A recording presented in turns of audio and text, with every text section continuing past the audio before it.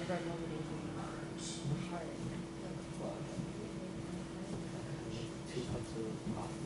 never had a sip in my life. That's not even Of coffee, I've never had a sip. a coffee. No. I just drink this in the morning. Water. I say my dog gets in the bed and snuggles me. All right. We've got a lot of good material to cover today. Probably one of my favorite days in terms of the kind of material we're going to cover. So we'll just jump on into it. All right. So one of the first things that we want to talk about is capital structure, but specifically as it deals with equity buildup, which we're going to talk about here. Okay, so let's sort of set the stage on this. So conceptually, you buy a property, you own that property, or you obviously you have, okay, let's just take the simplest example of all. You buy a property for $100,000, 5 years later, it goes up in value to $150,000. So right there, assuming you have no debt, you borrowed nothing, you have a gain of $50,000. Yes? Okay. Yeah. Now, if you have a loan on the property, and let's say that you've borrowed, I don't know, we'll kind of work through a simple example, maybe make it a little bit more complicated as we go along. So let's say that once again, $100,000 property, we own it for 5 years, goes up to 150. So that would be a $50,000 gain. Okay? Now, if we had borrowed 80% loan to value, then that means we would have had debt of $80,000 and equity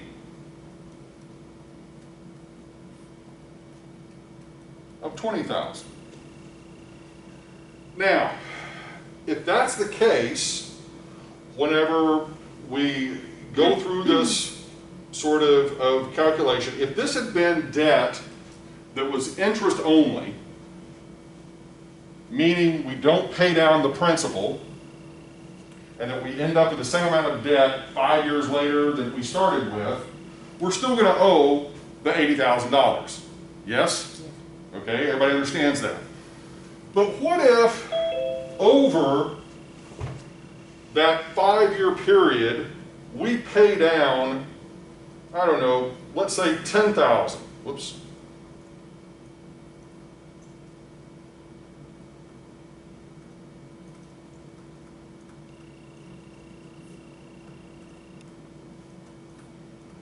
Okay, meaning that we, in essence, have gotten sort of additional sort of equity in the property over that 5 years, because we've, in essence, we've paid down the mortgage, so we owe $10,000 less, but in essence, that really becomes what we call equity buildup, okay, which means that, you know, as you own real estate over time and you pay down the loan, what's really happening is your equity position is increasing.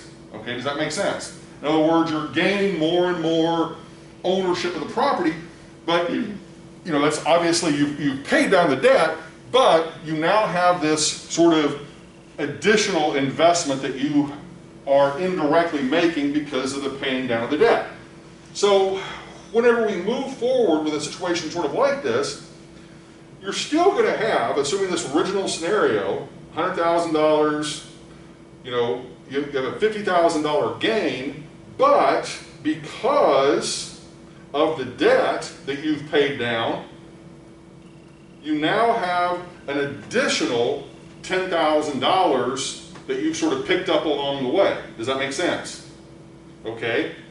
And so if I were to sort of ask a question, okay, well, at the end of that 150,000 sort of sale occurring, how much, in essence, equity do you really have in the property at that particular point in time? All right? Well, if you think about it, you've got your original equity of the 20,000.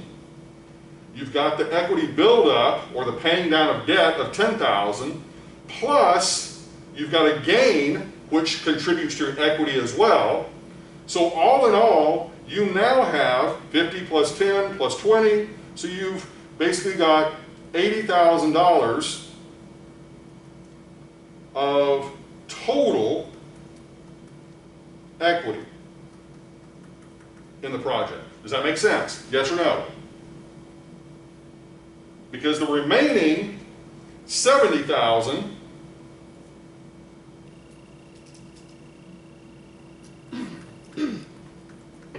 would be the remaining debt. Obviously, if you add these two together, here's your 150. Okay? Is everybody cool with that? Yes or no? Any questions? Now, what I'm more than likely to ask you is, for that sort of scenario, not only what is your total equity now, but also what percent of the overall project value or the overall capital structure does that represent? So in other words, originally, we had put in $20,000 of equity, or 20% of the overall project value. Okay? After 5 years, because of the equity buildup by virtue of the paying down of the debt and the capital gain on the sale of the property or the valuation of the property changing, now our equity position is 80,000 out of 150,000 total, or what is this called? Equity what? 53%. This would represent basically our total equity now in the project of the whole capital structure. So in other words, just a way to kind of refresh your brain here for a second, what this means is we've gone from having 20% of our money in this deal to, in essence, having 53% of our money in this deal over that 5-year sort of holding period. Does that make sense? Yes or no? That is if you sold it. It doesn't even matter if you sold it, okay? It's still can be paper value, okay? But what it means is that is your equity position in the property. I mean, it's a lot like, once again, it's no different than you buy a stock, the stock goes up in value, it's paper value. Same thing here. It doesn't have to mean you sell the property, is what I'm saying. As long as it's the valuation of the property has gone from 100,000 to 150,000, it's still a valid. And who does this valuation? You can have an independent third-party person do it. That's irrelevant, okay? What matters here is simply the value has gone up, okay? And what your new equity position is. Now, why this is important is, let's assume this has happened, okay? That this exact scenario has happened. What might you want to do at this point? 5 years have occurred. Now you've got the choice of holding on to the property or selling it. Okay, so let's assume that we hold on to it. We don't want to get rid of it. We like owning it. Okay, so now, any options that we have at our disposal? Refinance. There we go. Refinance. Okay, why might we want to refinance? Pull some of that equity out? Yes, to pull some of the equity out to be able to have access to it to potentially put into other projects. Because what we should be saying to ourselves is, oh my God, I've got 53% of the value of this property tied up with my money. I want to refinance and pull as much money as I can out of this. So, for example,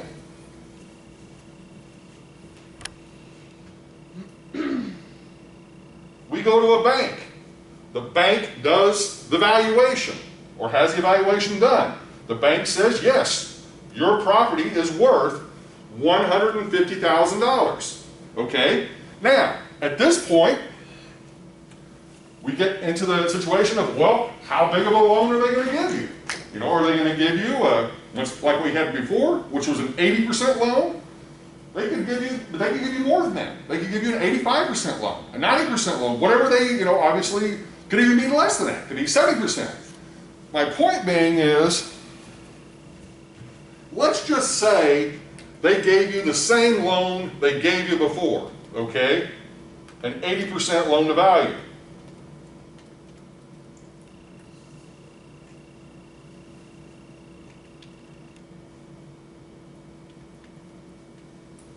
That means a loan of 120,000, meaning it's debt, meaning you would need to have or keep 30,000 equity in the project, okay? But yet, how much do you actually have in the project?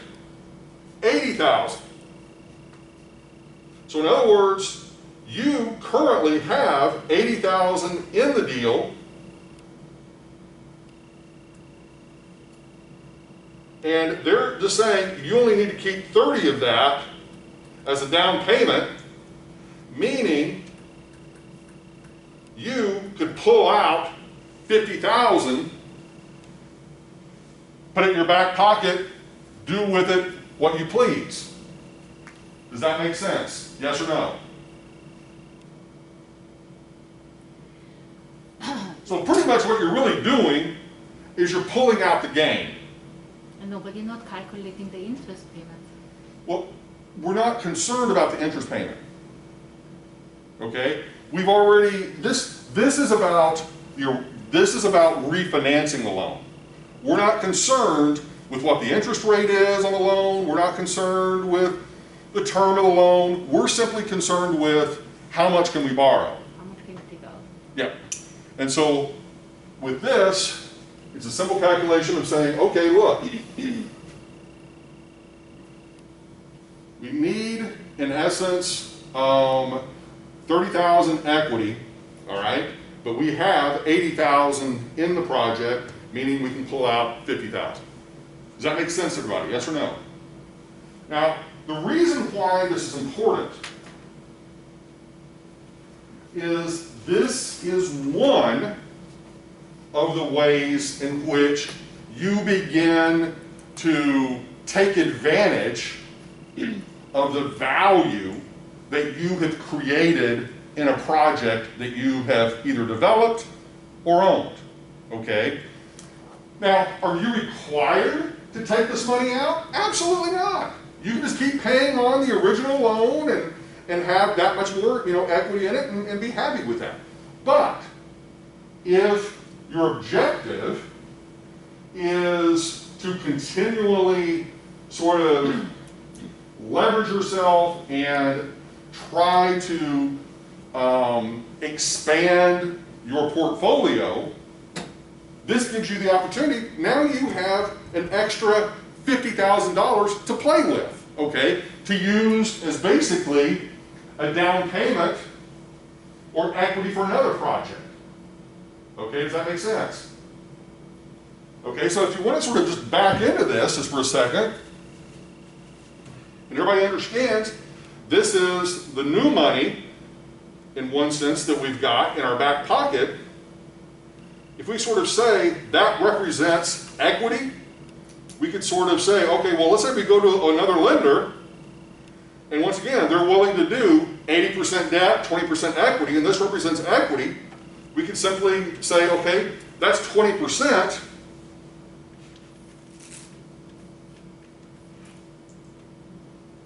Then that means we could actually invest in a project of $250,000 with basically 20% being the equity and the remaining $200,000 being the debt. Does that make sense? Is this 80% loan to value also? Yeah. Okay? So basically, we have gone, let's just kind of just paint this little scenario here.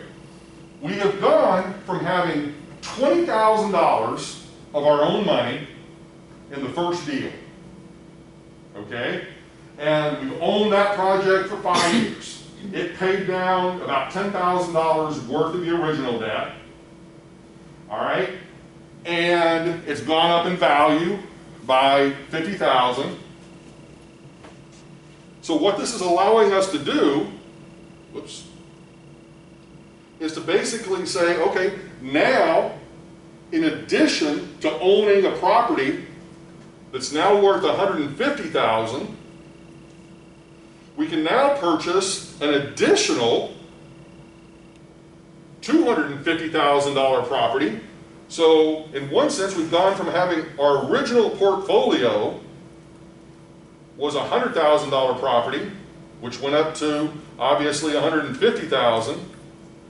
But now we're able to add to that another $250,000 to our whole little portfolio. So in this case, now we have a total portfolio of $400,000. So we've in essence quadrupled our original sort of investment in real estate. Okay? Does that make sense, everybody? Yes or no? Any questions on that? Where'd you get the 80 equity originally?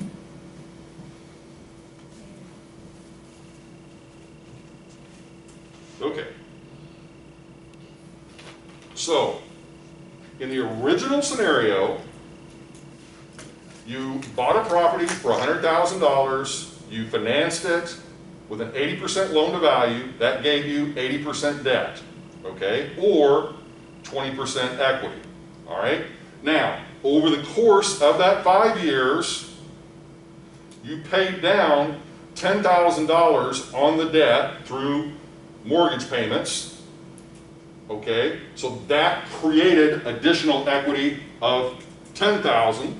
You have your original equity that you put into that project of $20,000, and the project increased in value by $50,000. So $50,000 plus $10,000 plus $20,000 means you would now have $80,000 in equity in the original project, which would represent 53% of the overall capital structure for that property. Okay? So even though you haven't sold it, you used the 50,000 Correct. from the future value. Okay. Has nothing to do with selling it. It's about getting it revalued. Because what banks will allow you to do is to refinance the property and pull excess equity out of that project. Okay? Very common sort of phenomenon. Okay? You can do it not only with commercial property, you can do it with residential property. In other words, think of it like this. Just think of this as a house. Okay? You bought a house, you bought it in a great neighborhood, you really didn't do a whole lot to renovate it or fix it up or whatever. You got lucky, the values went up by $50,000 over a 5-year period, you paid down part of your mortgage, now you've got $80,000 basically tax-free to be able to go in and invest in another property. Does that make sense? Okay? Because one of the beauties of pulling this equity out, that's tax-free money. You don't pay any sort of a capital gain on that, okay? Because you're not selling the property, you are refinancing the property. This is why so many people choose to refinance properties, pull equity out, as opposed to sell them and then take the sale proceeds and invest in another project. Does that make sense? Because if you do that, if we had sold it, then we would be subject to a capital gains tax on that $50,000. But in this scenario, we have no tax liability whatsoever. Okay? Well, it wouldn't be $50,000 gain. Because you got another property. I'm sorry? It wouldn't be $50,000 gain if you sold it. You because do have you still refinance all this costs and interest closing paid. costs, and that's kind of hefty. No, I'm sorry. Okay, what? It wouldn't be $50,000 gain. It would, because there's all this interest and. But your tenants paid that, not you. Oh. Okay? Not like being completely realistic. He's just like showing. Okay? Okay. All right, any other questions? Okay. Moving forward.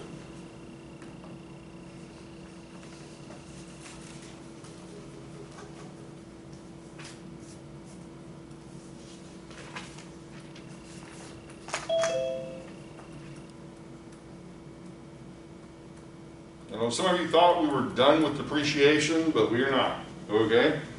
So we have some new little discussions to have about depreciation, specifically some of the tax issues related to accumulated depreciation, or, for our purposes, recaptured depreciation.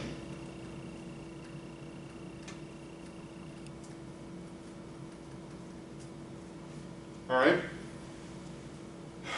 So let's explain kind of what we've got going on here. All right. Let's say that we bought a $1 million property. All right? And of that property, let's say 800,000 is improvements value. The remaining 200,000 is land value. Okay? Now, you've owned this property, let's say, for a handful of years, and whenever you go to sell the property, if you sell the property for as much as you originally paid for it, or more than you originally paid for it, one of the tax liabilities you're going to be faced with is recaptured or accumulated depreciation. Okay, let me explain what that means. So let's just say that this property went up in value to 1.2 million. Okay, so this is new value. Okay, after, I don't know, 5 years, whatever. All right, so the new value of this property after 5 years, and in this case, it is a sale. Okay, we sell it for 1.2 million. All right, so what are the tax liabilities associated with this? Well, assuming that we put nothing else into the property over that time period in terms of improvements or whatever, we're just kind of an as-is, where-is sort of situation, then that would represent a $200,000 capital gain, okay? Okay, and that would probably be taxed maybe around, let's say, 15%. Okay? Now, over that same 5 years, you have taken depreciation for income tax purposes on the improvements. All right? So let's say that this property were a commercial property. That means how many years of depreciation? 39. 39 for commercial. 27.5 for residential. Okay, so if this is a commercial property, 800,000 divided by 39 years,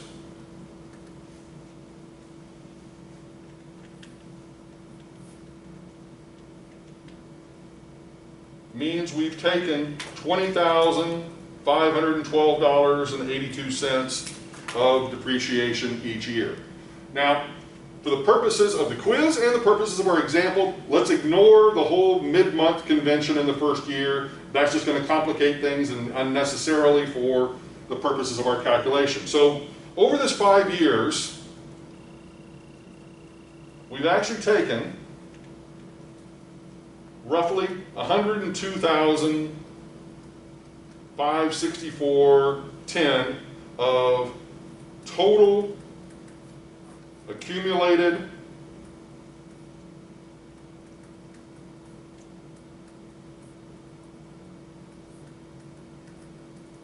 depreciation on this property. Okay? So what that means, if you want to sort of think about this, I'm sorry? Okay, so what that means is for tax purposes, for income tax purposes, the value of our improvements have actually gone down by $102,000. Okay? Does everybody follow that? Yes or no?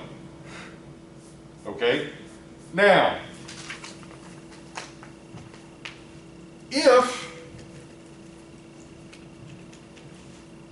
we sell the property, the IRS basically says, wait a second, you've taken $102,000 worth of depreciation over this 5-year period.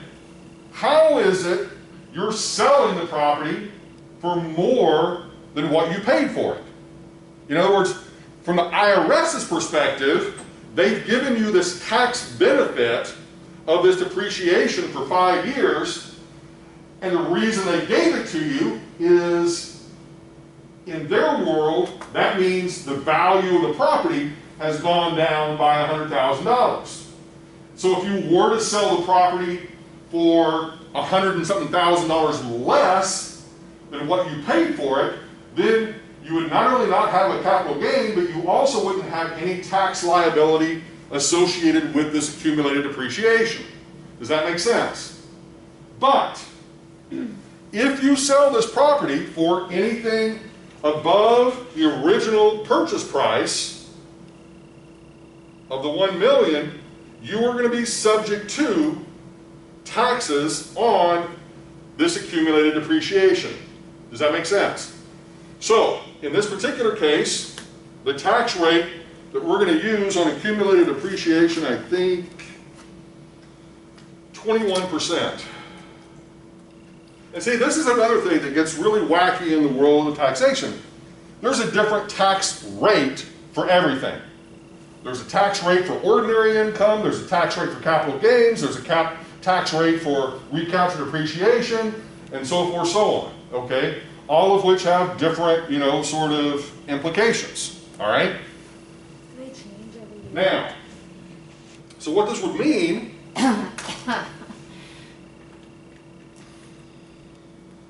is your tax liability for the recaptured depreciation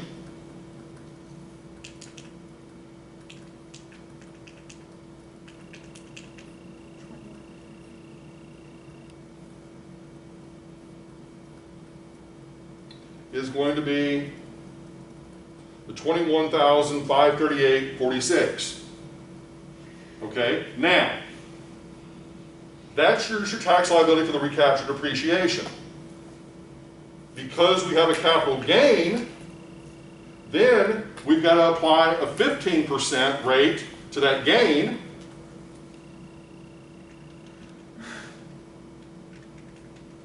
Which is $30,000. So this is the tax liability in the capital gain.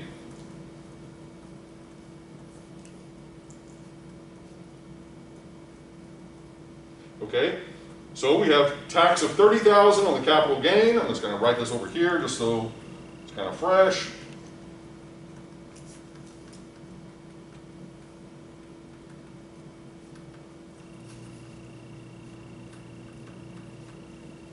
Plus the recaptured depreciation tax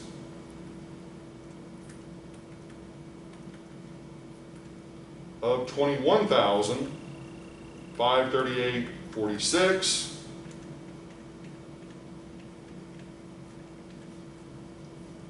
Or the total tax liability off of this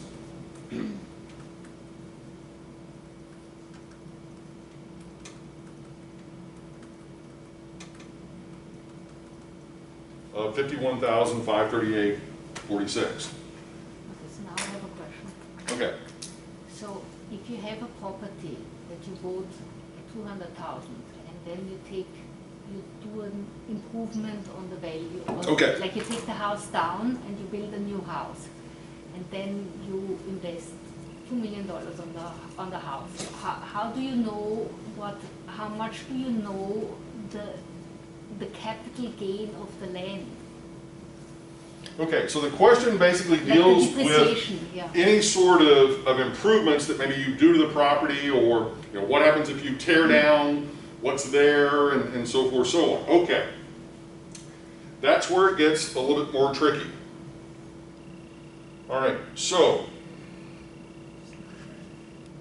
one of the things that you can do, like in this particular example, is if you have made significant improvements in the property. In other words, let's say that over the time you've owned this property,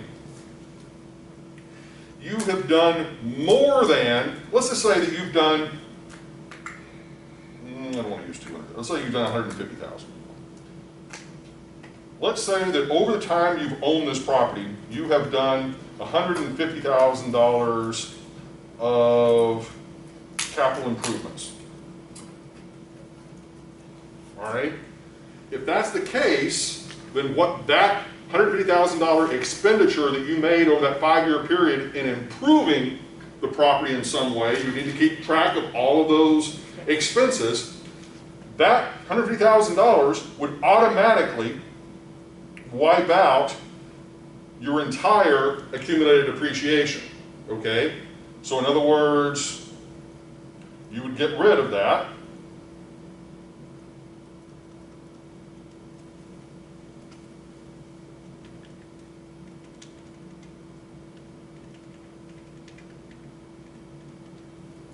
And that would leave you now with $47,435 of improvements that you've done to the property to make it more than what it originally was, meaning this amount, the $47,435, can be subtracted from the $200,000 capital gain,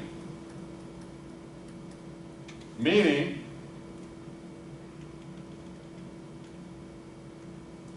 now your capital gain that's subject to tax is only going to be $152,564.10. So now, as a result of that, another way to sort of think of it is, on that scenario,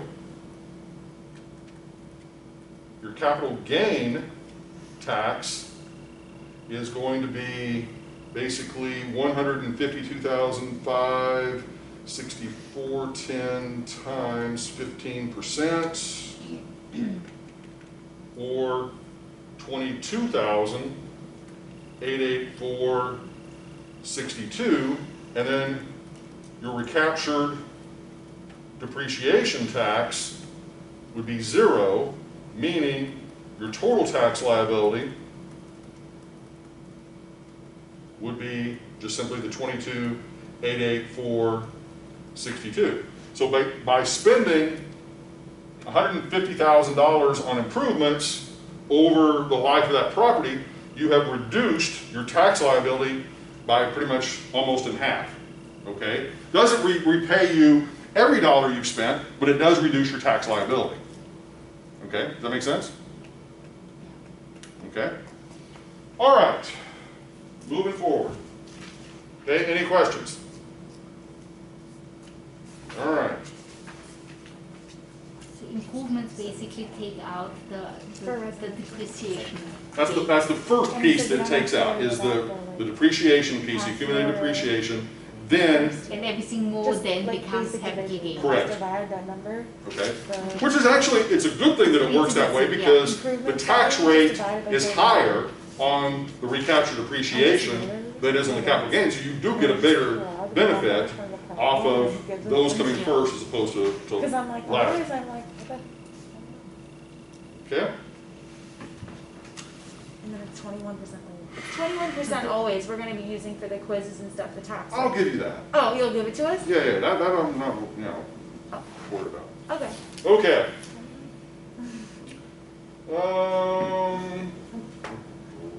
So that's the interest of the developer. Developer is always has the interest that the depreciation will be taken out first in the tax. Yeah, well, okay. Whenever you say the developer, if the developer owns the property for a sufficient amount of time for there to be depreciation. But see, some developers are merchant developers, meaning they build it, they sell it instantly. You know, they don't hold on to it for any length of time to even really collect any sizable depreciation. Okay, so now a developer that's more of a buy and hold developer, then yes, and they're really an investor for all intents and purposes. I mean, that's the thing, the language that we sometimes use gets a little bit mixed and muddled, because the developer, the way I would define it, is someone that either takes a raw piece of dirt, turns it into a building that is now occupiable, or they take an existing building, redevelop that building, turn it into something occupiable, but at the moment that it's occupiable and they're still owning it, now they're really not so much of an investor as they really are, they're not so much as a developer as they really are now more transforming themselves into an investor. But once they decide to change after, let's say, 10 years, they change to develop the property, like to take the property down and to make something new, that's when they become the developer. Right. They can revert to being a developer. And the only reason I'm using that... what you call them, actually. The only reason I'm using that terminology is just, to me, and I'm not saying that I'm the ultimate authority on this, but to me, I say the developer is involved in a transformative process. Okay? I typically define an investor as someone who has bought something and they are collecting rents and ultimately making, expense payments. Because here, and the reason I kind of make that distinction is in the more global sense, you think about big projects that are done, most of those big projects, they are built, constructed, developed up to the point of occupancy, and then usually sold off to investment arms of insurance companies, pension funds, or other sort of players in the market. And those players typically have no real development experience. Their whole experience is basically collecting rent payments, paying expenses, and giving returns to investors. Does that make sense? Yeah. Okay. Okay, moving forward.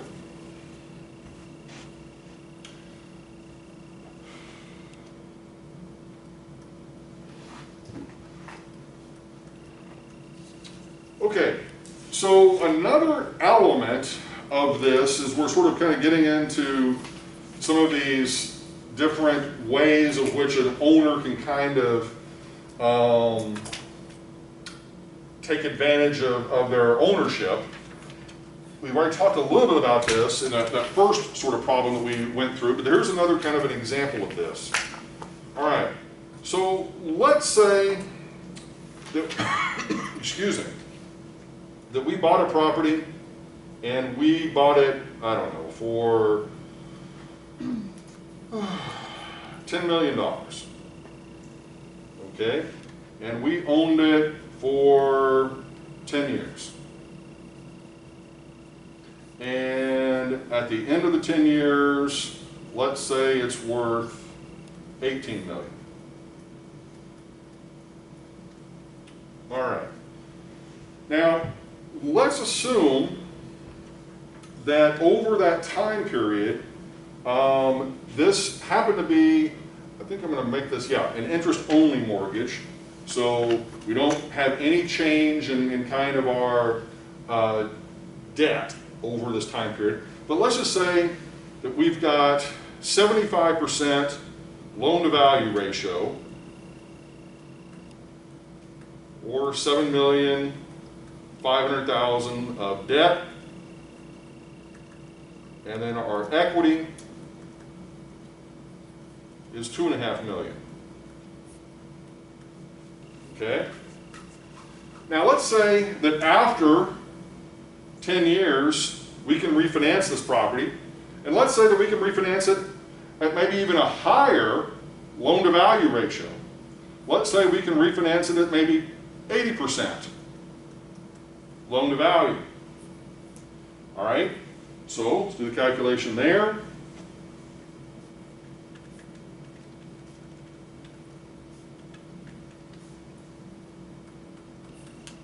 Means $14,400,000 in debt, and then the remaining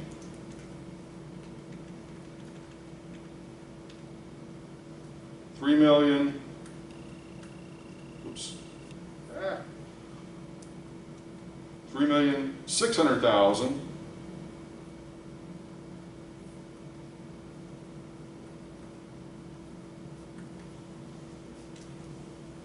would be equity. All right? Now, in this particular deal, let's just sort of take a look at what would happen. In other words, if we were to refinance this, keeping in mind this is an interest-only mortgage, so in other words, in this particular case, we are gaining, if you will,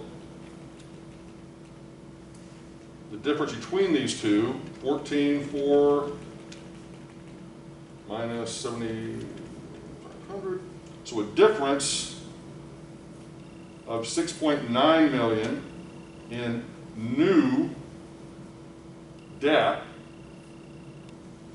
but we've also got to contribute, in this case, not always going to be the case, but in this case, we've got to contribute how much new equity?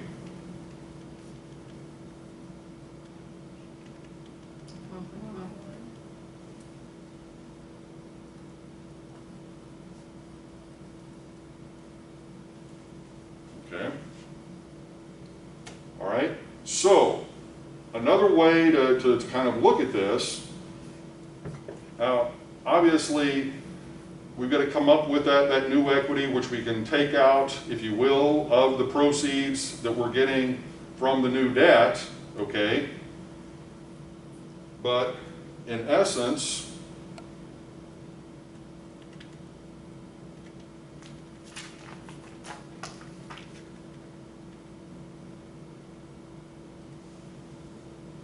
all right, so let's take a look at what we've got going on. All right. All right, so the difference of $8 million of what the property is worth now versus 10 years from now is a difference of $8 million, okay? Now, we have paid down none of the original loan on the property, which was $7.5 million, because it was an interest-only mortgage, okay? So that means we still owe $7.5 million on the property. Does that make sense? All right. So now, whenever we go to, in essence, get the new loan, all right. If we were to say, we can look at this a couple different ways. We can sort of say, okay, we have the 18 million, and we subtract out the original debt of $7 million $500,000.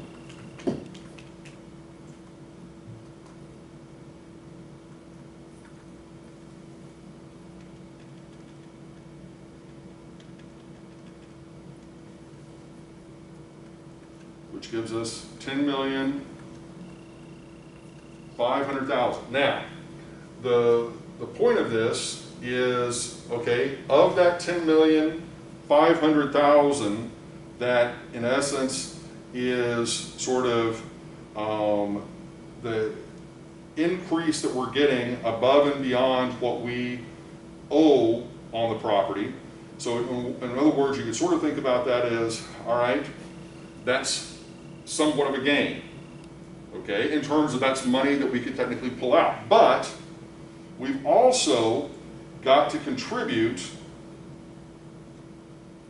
an additional 1,100,000 in new equity into this.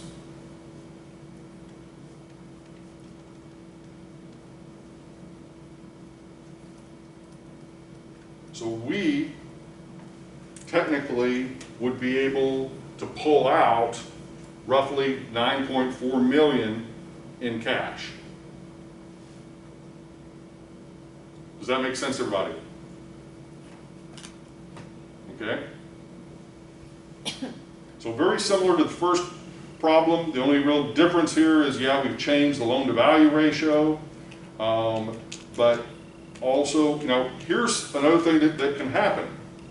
It could be, in this problem, it just happens to work out that we need more equity, but you could have a problem, hint, hint, on the quiz where potentially you need less equity. So that simply means that you would have more money that you would be able to pull out, okay? All right, so instead of this being a negative, it'd be a positive, okay? Instead of what being a negative? The equity contribution. In other words, what I just said was it could be the case, depending on the problem, the setup of the problem, you might actually not need to put in more equity. You might be able to pull out some equity, meaning this would not be a negative, but instead would be a positive. That is if the loan-to-value ratio would be changing. Yeah, if it were different, that could obviously that could impact it. Okay? All right, moving forward.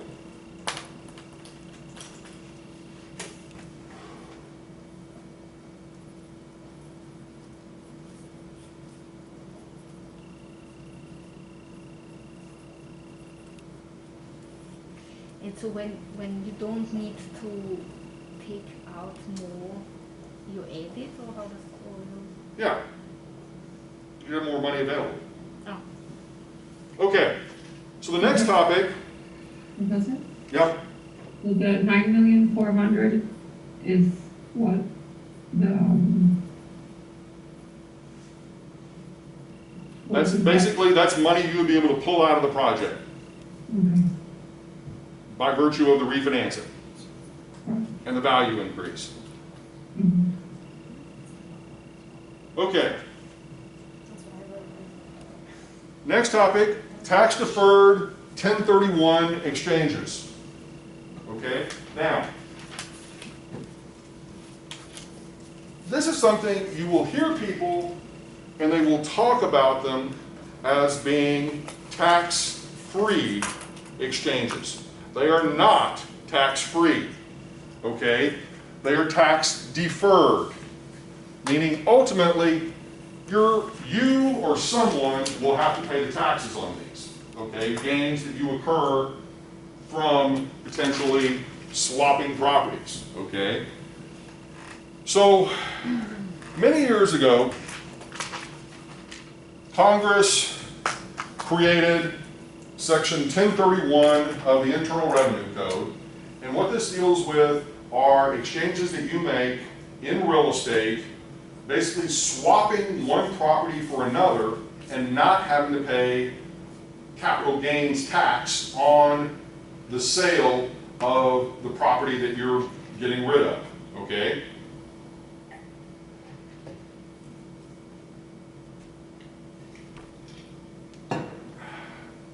So let's set the scenario up.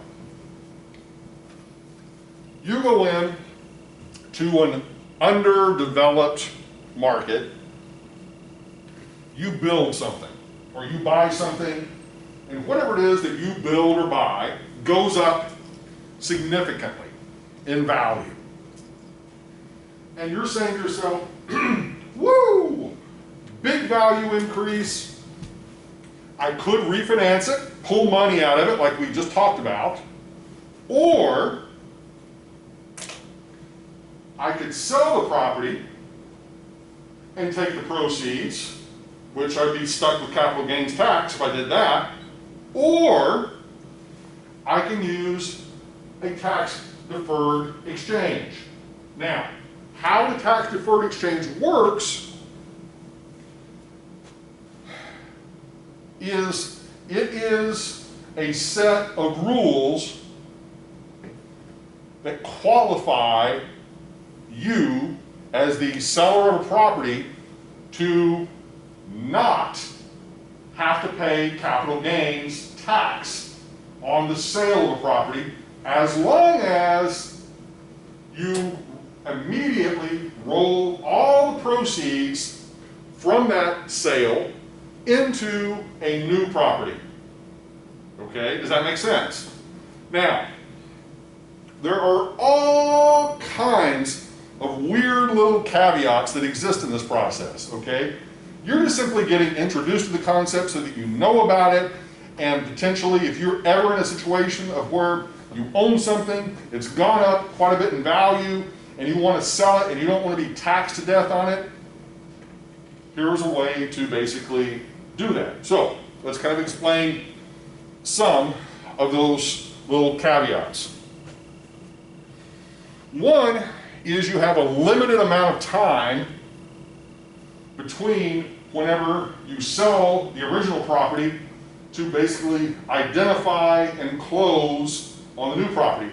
And this time frame has been adjusted several times by Congress, and ultimately, I mean, some of you probably that have dealt with these specifically probably know all of this by heart, but roughly I think it's like about 6 months or something like that, that I think that you have from the time that you basically sell the property to ultimately being able to identify and then ultimately close on the property, like 180 days or something like that.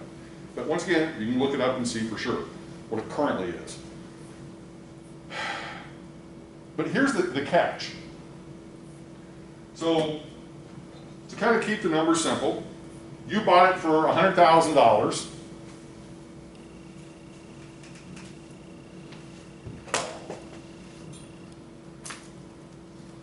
So asset A, you bought for $100,000.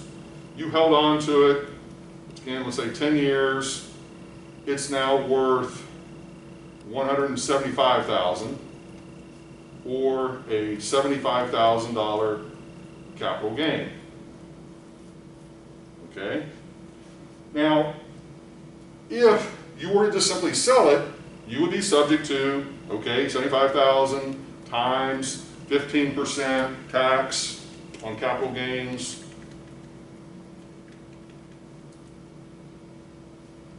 Or, right? So check that out. 75,000 times 21,000. Yep, 11,250 of taxes. Okay? Now, if you want to avoid or have these taxes of 11,250 deferred, what you would need to do is, first of all, and this is the part that people screw up with these. You just watch me, listen to me, you cannot take possession of that money. Okay? Whenever you sell this property, that money has to stay with the title company or a 1031 transfer agent. Most of them are affiliated with title companies, and so it just remains basically in escrow at the title company. You cannot, I mean, literally, if you were to sell a property and take possession of that money in your bank account for even one day and then turn it back over to the title company, invalidates the transaction. okay, to be able to get the tax deferral, okay? You cannot touch the money, okay? I don't know how more explicit I can possibly be about that. It cannot be in your possession.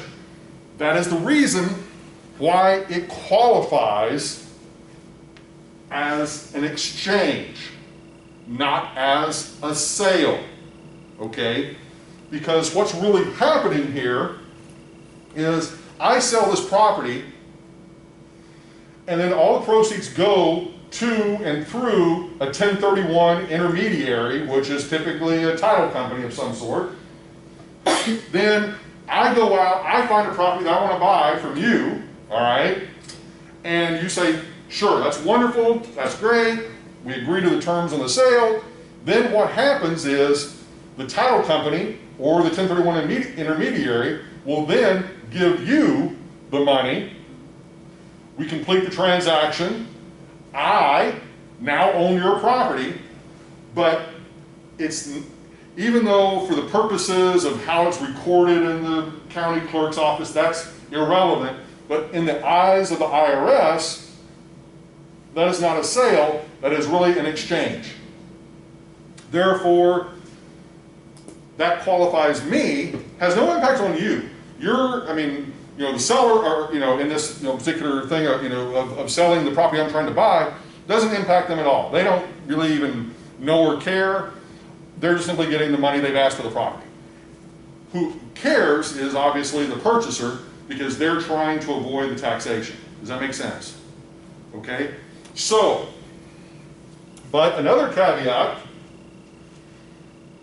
is that the property that I have to identify, let's say property B, has to be of equal or greater value than what I'm selling the original property for, okay? If it's less, I'm gonna be subject to at least partial capital gains on that portion that is less than. So for example, if I find a new property and the new property was, let's say, $150,000, then what would happen is $25,000 of the difference there would be subject to capital gains tax, okay? So it has to be greater than 107. No, you can be both. I'm sorry?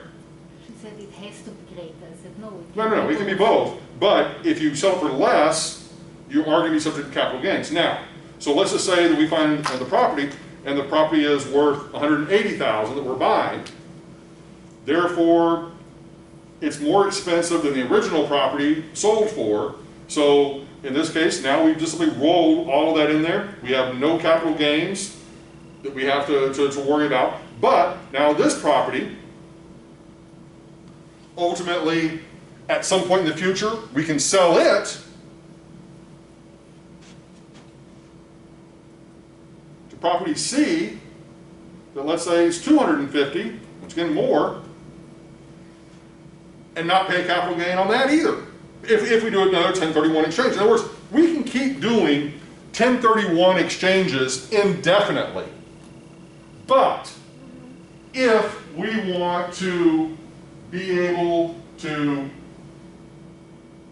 pull all of our money out of the real estate that we own, eventually we're going to have to sell it.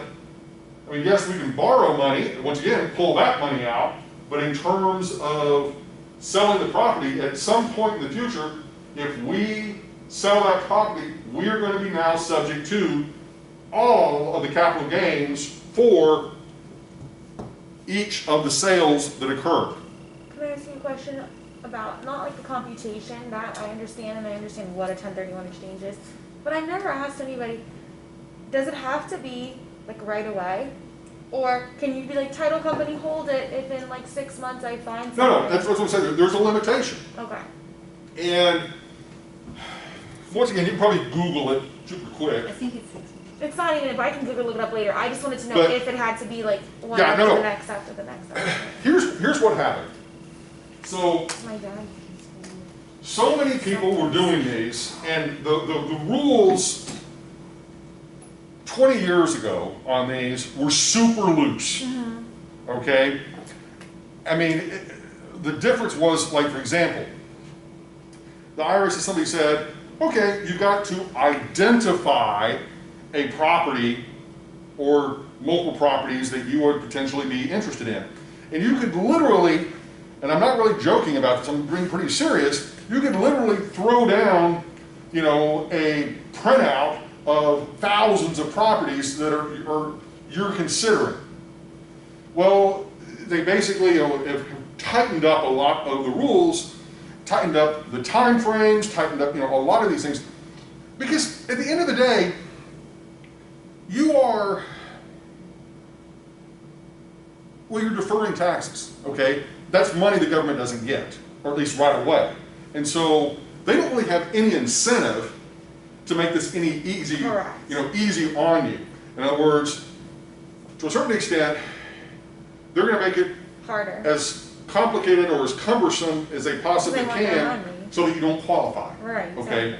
Exactly. That's sort of the point with this. So, you know, people are like, well, why do they have this deadline? Why do they do that? Or it's all because, once again, the incentive is really not upon them to make it easy on you. They want the money. They want the tax. But the government also wants you to reinvest the money. Yeah, it's a dual competing issue. You know, you have one part of the government, we want your money. We have another part of the government, or, you know, in the same breath, that's saying we want people to reinvest, we want people to, you know, prime the pump of the economy and this and that and the other thing. And I'm not trying to turn it into a left versus right, that's not, you know, the point. But the issue is simply one of, as a general rule, this process has become more cumbersome than what it had been at some point in the past. But there are limits as to the number of properties that you can pretty much identify. There are limits to the amount of time that you have to identify the property and the amount of time that you have to close on the property. And so what now happens, that maybe didn't happen previously, is let's say we go through this whole song and dance of me wanting to buy this property from you. Everything looks like it's moving forward, and at the last minute, you get cold feet and say, I don't want to sell. I'm screwed. Yeah. Because my clock has run out. You gotta go backwards now. Yeah, and I may end up being subject now to the tax. Okay. Okay. So there are, you know, lots of little potential trips and falls. Got it. Okay. All right. Any other questions? Yeah, I don't want to catch you up too much. I'm just curious, what would happen if you would refinance the property during, does that affect the? Yes, the it does. I 1031 mean, in the sense that you've got to be very careful that if you do pull out some of that equity, it could potentially be subject to, and that is where some of the finer points on this, you really need to get a tax attorney. Okay. Because there's usually a way to do it, but it's a question of how you would have to go about to make it work. Okay? Yes, thank you, sir. So is this a recommendation or not recommendation to do a 1031? Oh, absolutely. I mean, they're definitely worth doing. They're amazing. You know, depending on what your circumstances are and how much brain damage you're willing to incur to go through, you know, this process. But, you know, what I'm saying is, in the end, you still have to pay the taxes. So well, no, ultimately you do at some point, but it's just you're able to defer them. And basically what it means is, think about it like this. If you just sold this property, you had that $75,000 gain, but you'd have to pay $11,250 of that in tax. So by deferring it, you now have this full $75,000 to be able to invest in a new property, whereas if you sold it and you paid the tax on it as it came due, you would have obviously $11,000 less than that to invest. So another way to sort of look at it from that perspective, just in very simple terms, if you have $11,250 less, and that represents equity of 20% in a typical deal, then that has reduced your purchasing power in terms of a new project by about $56,000. Okay, so the point is that's significant, and especially if you get into a much larger. If you're like a franchisee, I feel like this is very helpful because I've seen franchisees because they go from they buy one, and the next one, and the next one, and the next one. So that, I've seen this happen a lot. Yeah, no, I mean, in it's, that sense. Like with you know, it's a very McDonald's or common whatever. sort of thing to take advantage of, and many people do. But, as I said, there's a fair amount of brain damage that goes along with it, and the thing is, it has to be of a substantial size to also merit the cost of the 1031 intermediary, because they're not cost less. In other words, they charge a fee or a dollar amount. It may only be a few $1,000s, but you know, if you're dealing with a small property, it's not worth the effort. You know, but if you're dealing with, you know, $1 million plus transaction, it's definitely worth the effort. Okay, if the capital gain is substantial. Correct. Okay. All right. Any other questions from the gallery? Anybody else? Okay. Moving on. All right.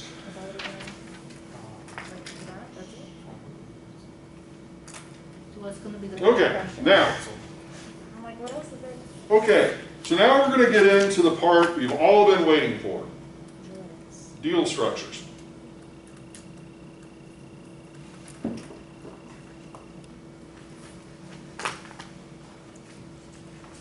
This is where the people who are genuinely interested in real estate investment, this is the sort of stuff that you just like will get just truly interested, truly excited about. Because what deal structure comes down to is, in the simplest of all real estate transactions, you have two parties. You have, let's say, an investor, and you have maybe a lender. Okay, that's the simplest. But normally, especially if you're dealing with development, redevelopment, you're going to have more than two parties. You're going to have the developer, you're going to have an equity investor, and you're going to have a lender. Okay?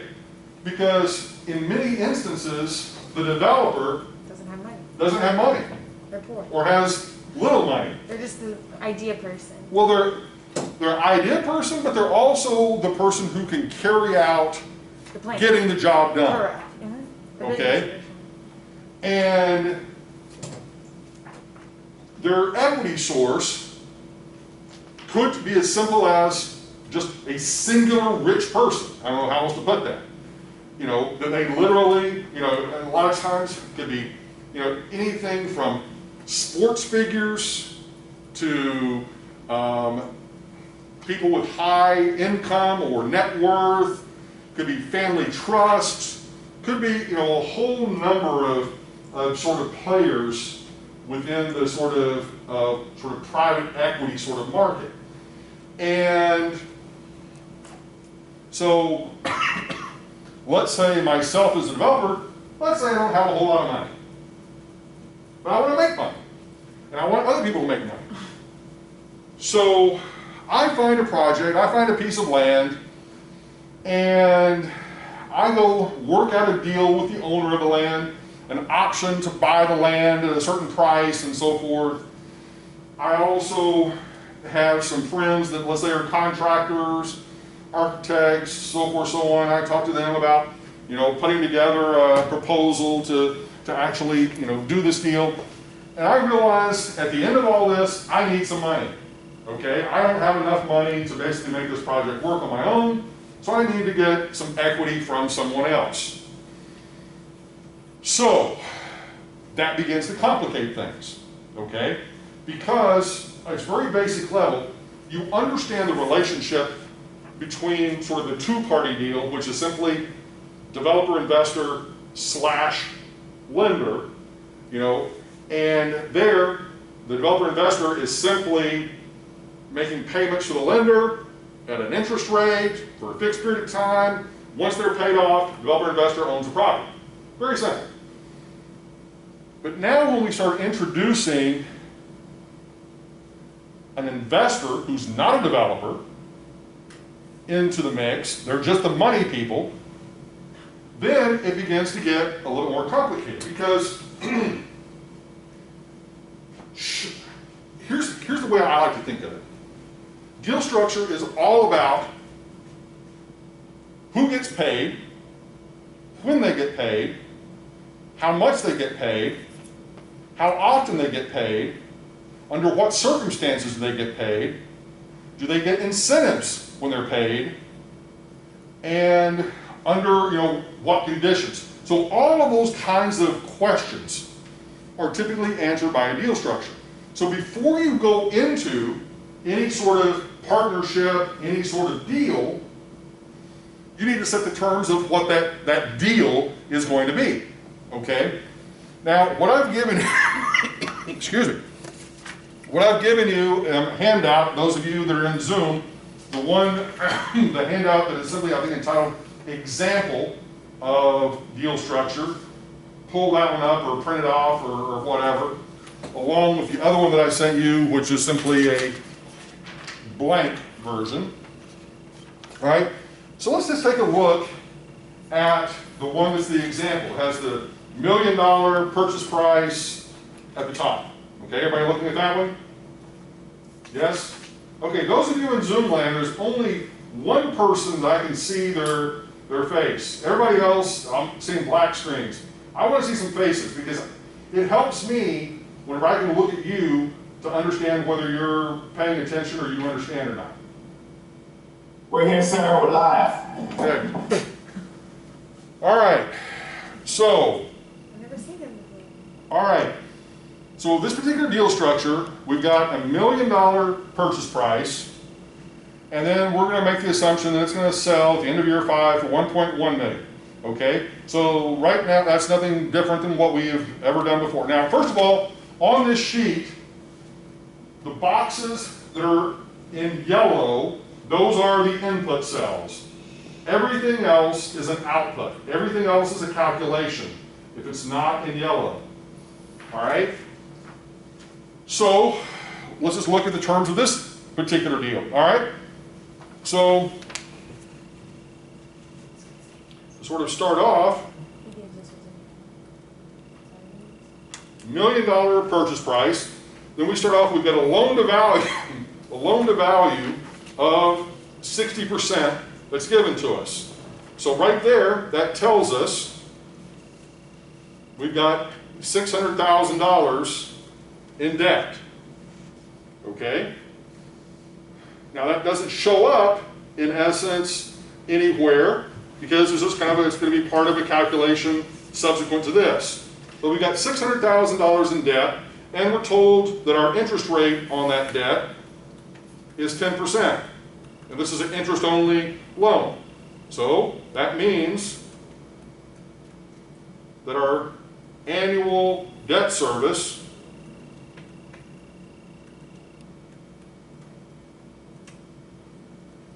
or in this case, we're going to call it, annual debt service, project annual debt service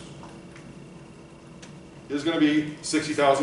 Now that number does show up if you sort of look down just a little bit on the sheet and it says project annual debt service, $60,000, okay?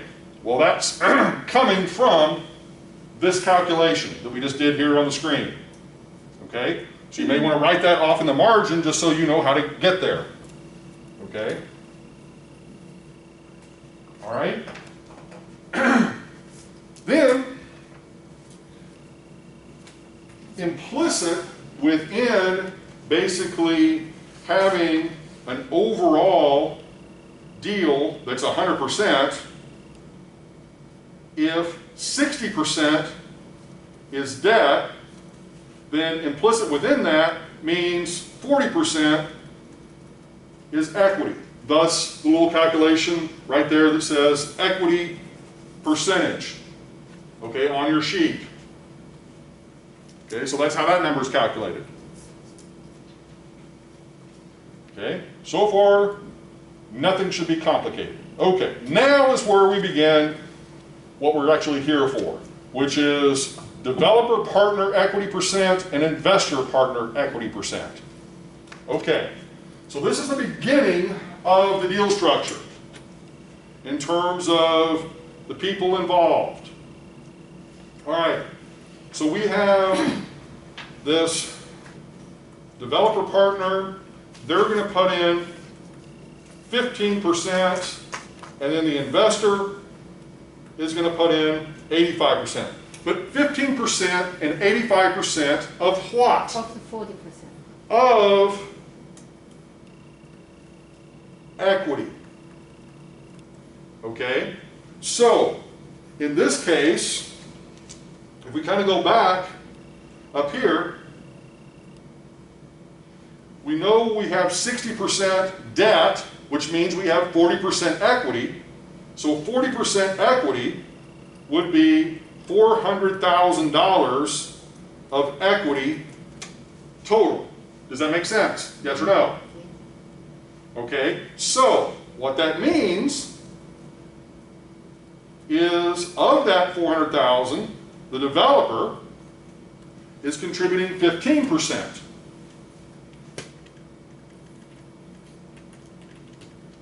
Or $60,000. All right, so that means trying to keep it as simple and straightforward as possible. The investor who's putting in the remaining 85% is going to be putting in $340,000.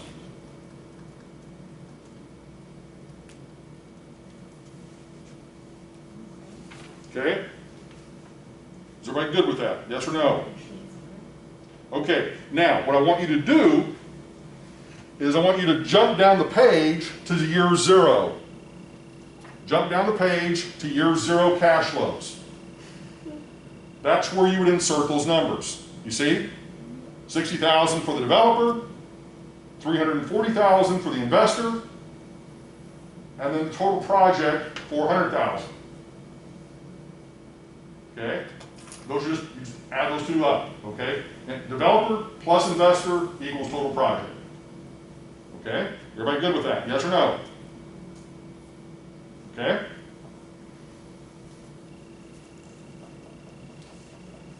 All right. Now,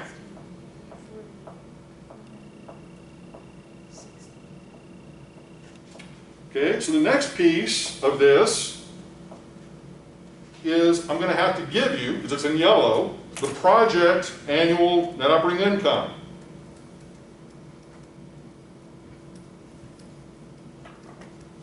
So I just simply give you that number, $110,000. No calculation needed. No calculation needed because I'm giving it to you. Okay? Let's back up the page. If you see right underneath the investor partner equity percent, project annual NOI. Okay? All right, so that is, just like we've done a gazillion calculations, that's our net operating income for the project. All right. Now, what we have to do is from that, we subtract out the project annual debt service.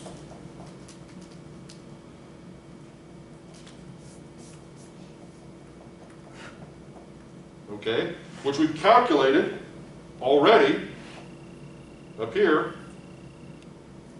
We just pull it down of 60,000. Okay? And then the next calculation just simply gives us before tax cash flow. That minus that gives us 50,000. Okay? Okay? So now you should have everything filled out down to the before tax cash flow. Yes? Okay, you know where all the numbers are coming from? Okay? Okay, now, this is where we get fancy. Okay? We have something, at some point along the way, somebody decided to come up with some fancy words to describe basically what you put in is what you get out. Thus, the actual term that is used in the industry, and you probably heard it, you had no clue what it meant. People will talk about pari passu distribution. Okay? And, you know, the first time I heard that, God only knows how many years ago, I was like, purpose soup, what? What is this? You know, this something you eat? You know, what is it? So, It's an Indian delicacy. there you go.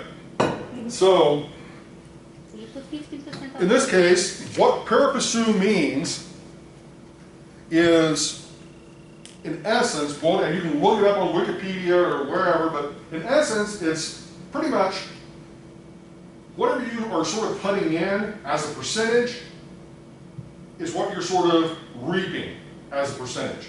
So, simply put, even in more basic terms, if you're the developer and you're putting in 15% of the equity, then you are, under pari passu, you are going to reap or receive 15% of the cash flows from the property and 15% of any of the sale from the property. Does everybody understand that? Okay? It's simply proportional. Okay? What you put in is what you get out. Pari passu. Makes the most sense of anything because it's equal. Okay? So,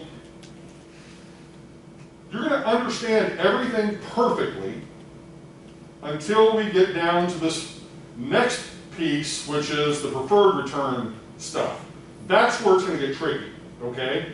But right now, let's focus on the pari passu, okay? All right.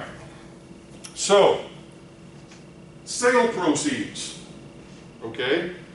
So, in this case, what we have to do is, I'm sorry? Multiply. Okay, so in this case, let's take a look at what our total sale proceeds are. We've got basically,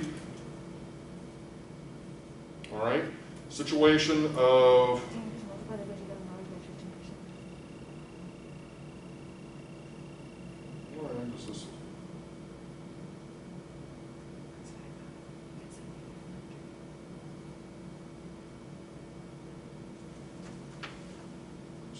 I'm missing. Don't you just multiply the before tax cash flow by 15%, and then you do it by 85%, and then you come up with the two developer But and two that's just partner? before the cash flow, it's looking at the before. Yeah, so okay, let's get to, start with the before tax cash flow piece. Okay, so this one is simply going to be before tax cash flow of 50%, and the developer partner is going to receive 15% of that since they've put in 15% of the equity. All right, so let's start with that.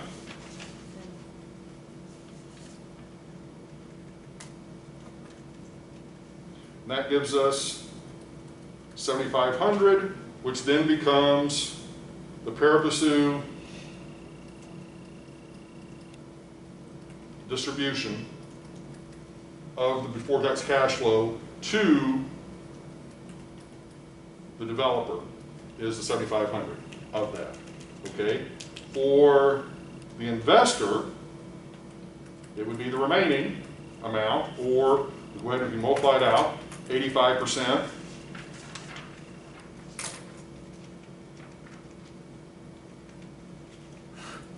Would be 42,500, and that is going to be over here, the pari passu I love that. distribution for the investor. Okay, so that takes care of those two line items. Okay? Okay, now, the next piece on the sale proceeds. Okay, so let's take a look at what's happening here. All right, we bought the property for $1 million. We're selling it for $1.1 million.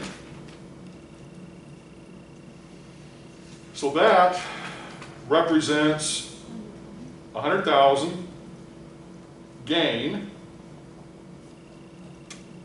okay, in the property. But we also, whenever we sell the property, we've got to obviously do what? Divvy up the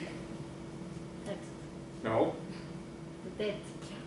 Well, not divvy up the debt, but divvy up the sale proceeds that gives us our return of equity. In other words, when we bought the property for $1 million, how much of that was equity? 400,000. 40% or 400,000. So in other words, we've got to add together our $100,000 gain along with our original equity. Then that means we have 500,000 to actually distribute pari passu of the sale proceeds. Okay? Does that make sense? So in other words, after 5 years of owning this, we sell it for the 1.1 million. We get the capital gain of the 100,000 from that, but we also got to add back in the equity that we originally put into the deal, both the developer and the investor. So now we total get to split that 500,000 pari passu. So for the developer, they're going to get 15% of that.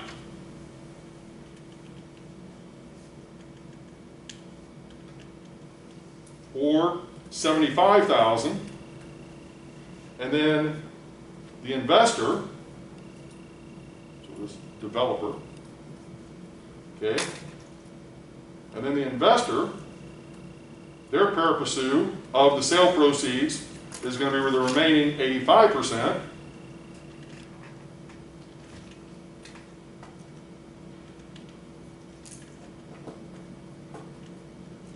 Or 425,000.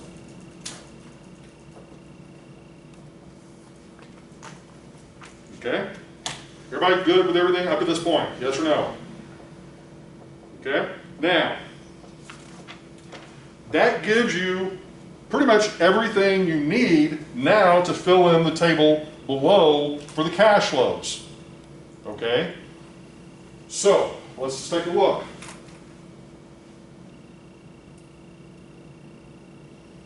Okay, we've got up here your 0, 1, 2, 3, 4, 5, and then developer, investor, and total. Okay, now if you remember what we said previously, we've already filled in this first line. 60,000 is the amount that the developer put in equity. The investor put in 340,000, and the total of those together is the 400,000 in original equity. Okay? Everybody's cool with that? Yes? Okay? Now, okay, so for each year, this is our operating income, or our before tax cash flow. The total for the project is 50,000, and then for the developer, 7,500, and for the investor, 42,500. So basically, we just put those in each and every year. So 7,500.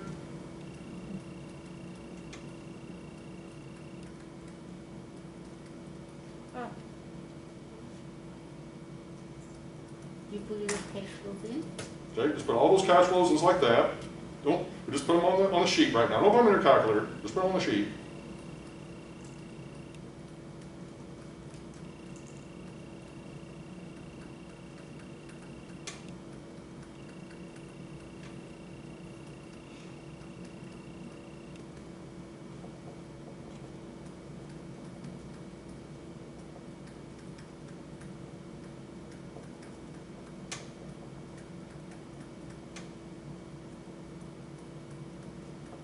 Okay, so you should have pretty much matching what I've kind of got on the screen in terms of the cash flows up to this point. Okay, so we've got everything in there except for the reversion value. Okay, Now, we obviously calculated the reversion value up here, where we had the $75,000 going to the developer and the $425,000 going to the investor, or overall $500,000. Okay, so we're just going to add those in.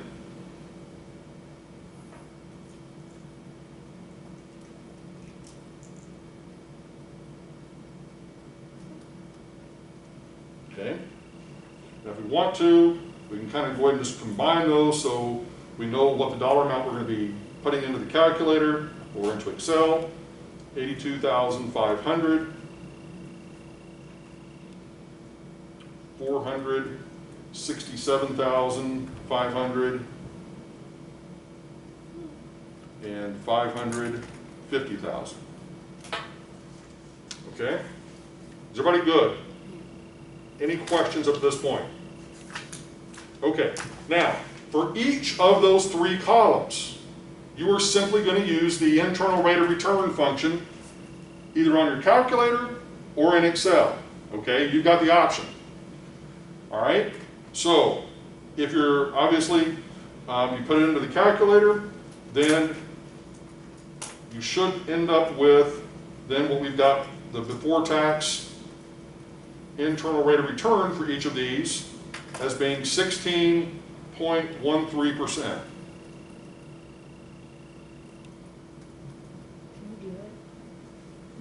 Okay? So go ahead and just check to make sure you can do it. Be one payment per year, and then one of the columns, and then solve for the internal rate of return and see if you can match up with the 16.13. Now here's the thing. Because it's pari passu, all three are the same, which they should be, because equal in, equal out. Okay? All right? So go ahead and do the calculation.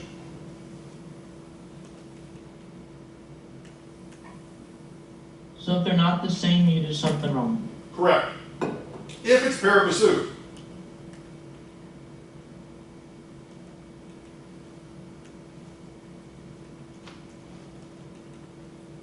Give you a couple minutes just to check your math.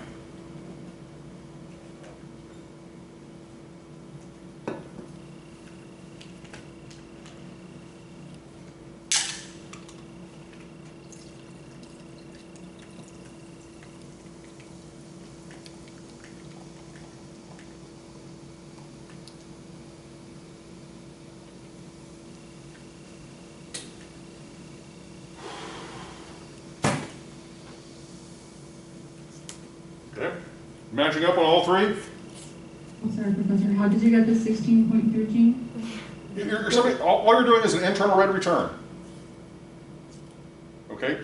I mean, do I need to work through it? No, just hit this minus cash flow plus cash flow. I have no idea how to do it. You go, look. Yeah. This one, 60,000 minus, plus minus, Minus? minus here.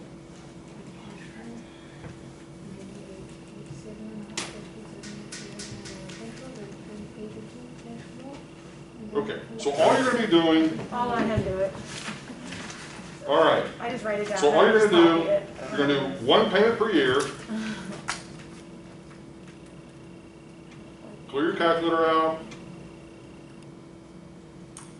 put in 60,000,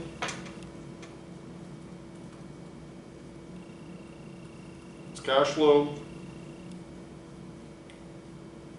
7,500 cash flow, and that's occurring 4 times. And then the last cash flow of 82,500. And then simply solve for internal rate of return. And you should get 16.13. And you basically, all you're going to do across the page is simply replace those with the other numbers.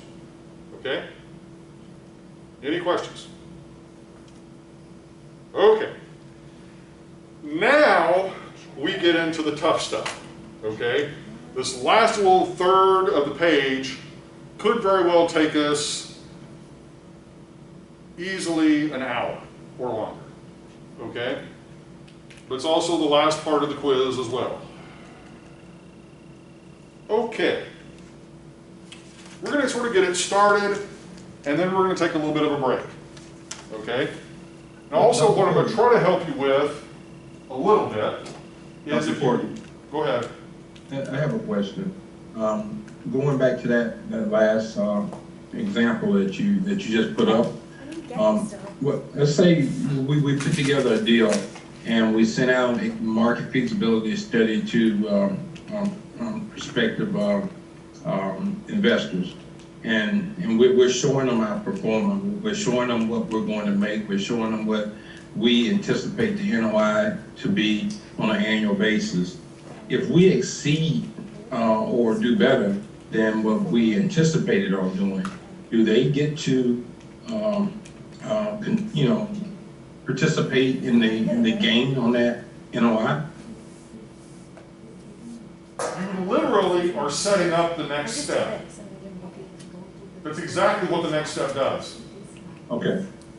Okay? That's where we start getting into preferential returns and promote. Okay? All right. All right.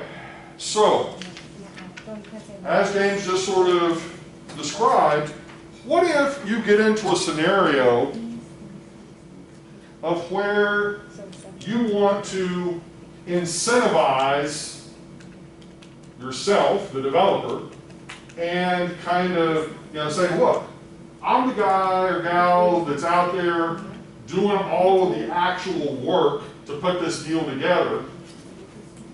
Yes, you guys have been very gracious in giving me all this equity money, and the lender's been very gracious in giving me the debt money, but I'm the one that's out there sweating blood and tears and stressed out and basically going through a half a dozen heart attacks and all sorts of brain damage to get this project done. Maybe I, as the developer, should be incentivized to be given a little bit more of a piece of the pie, okay? And maybe what we should do is sort of set some sort of a baseline return for the investor to give them sort of a preferred or first run on the money, to give them a fixed percent, but then anything we generate above and beyond that, we then split differently than pari passu. Okay? And that's what this next scenario does. Okay? So this next scenario, where it says you've got a preferred return to the investor partner of 9%. What that means is that the first 9% off of the deal automatically goes to the investor. Okay? In other words, they get paid, poof, done, 9%. But any money that's left over, this is where James was sort of jumping in with his question, is any money that's left over after that, we split 60-40. Well, that's a pretty good deal for the developer, because what you're basically saying is, as a developer, I only contributed 15%, but I'm going to get 40% of potentially what's left over above and beyond, basically, the 9% we've got to pay the developer. Does that make sense? Yes or no?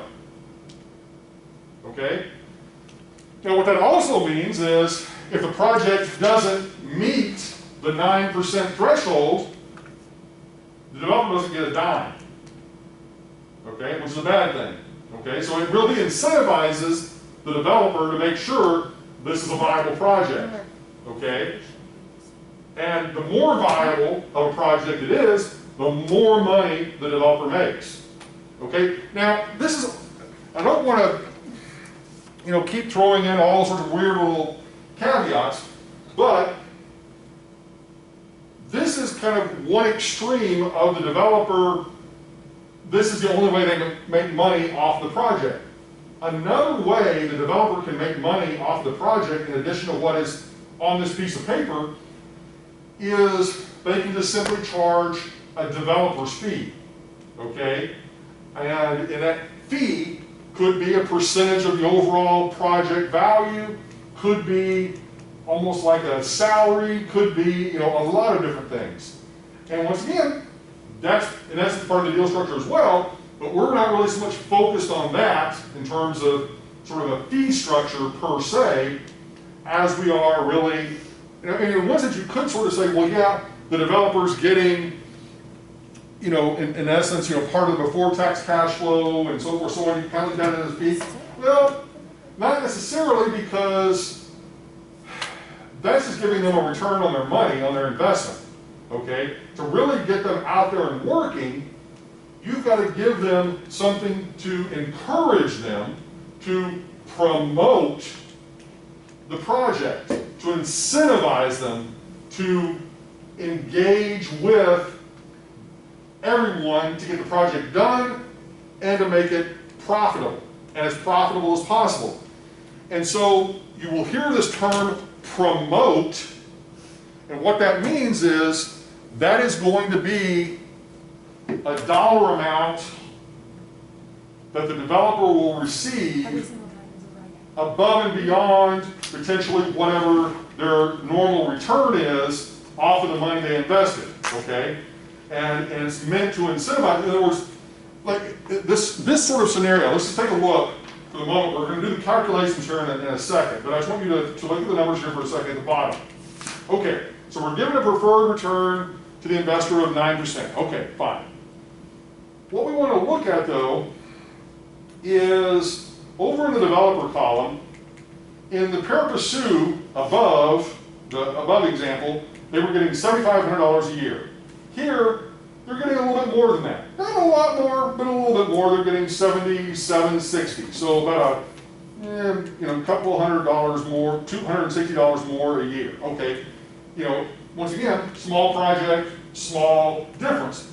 But that extra $260 a year, in essence, is more than they would have made in the pari passu deal. And the idea is they would make even more if the project is that much more successful. Does that make sense? Because they're getting 40% of the leftover distribution. So that $260 represents the leftovers, so to speak. Okay? Am I cool with that? Conceptual. We'll do the calculation here in a second, but I'm trying to get you to think about where the number's coming from, where the number's going. Okay. So let's just start.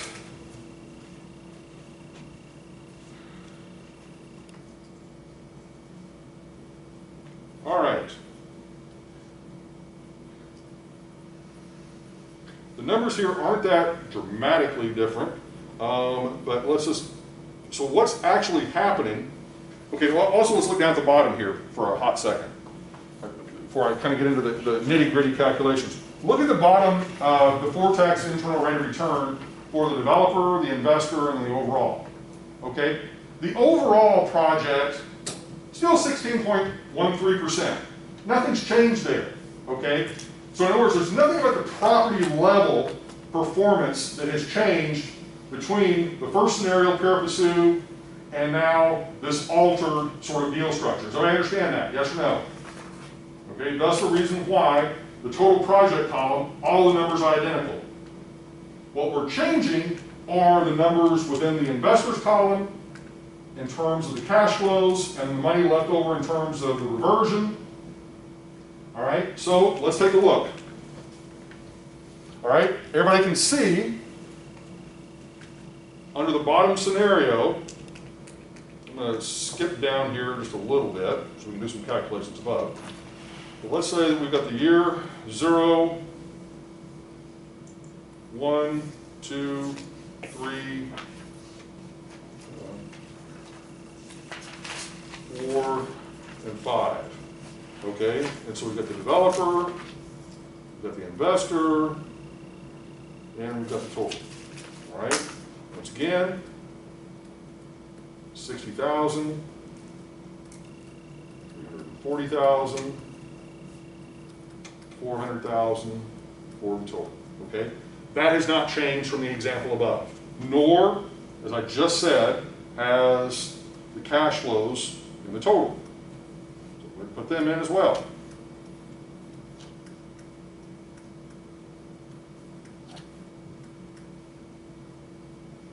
And the last one will be the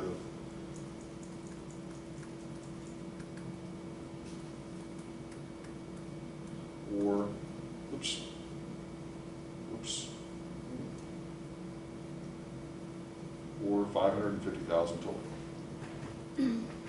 Okay. Now, where the changes are occurring, as I said, are the investor and the developer. So let's take a look at the investor here. All right. So they have put in $340,000 of equity.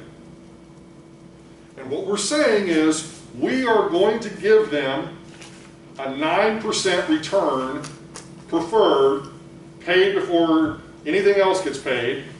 So what we're going to do is we take that, multiply it by the 9%, so the preferred return.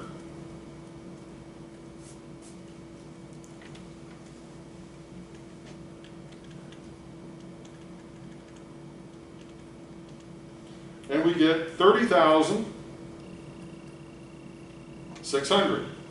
Okay? So, what we can do, that is not going to be the final number, but that's going to be part of what we have down here for the investor. So I'm going to kind of draw a line here just so we kind of keep things somewhat segmented. All right? So we've got part of this being the 30,600 for each year. Okay? But we're going to be adding something to it.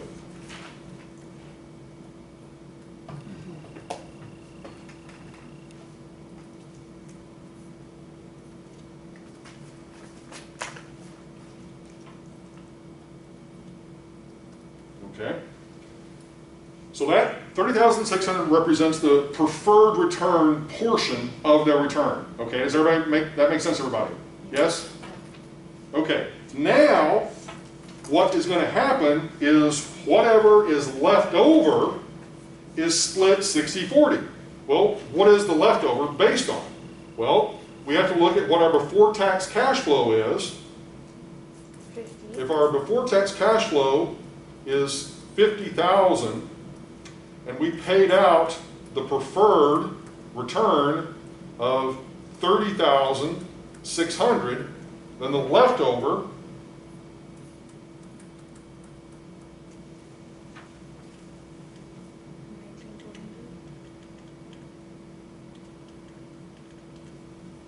is going to be 19,400.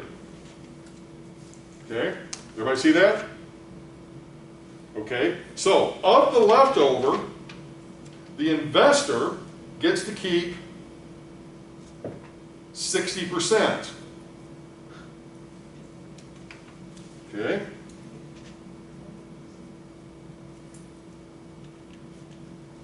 Which is going to be 11,000. No, 19. I'm sorry.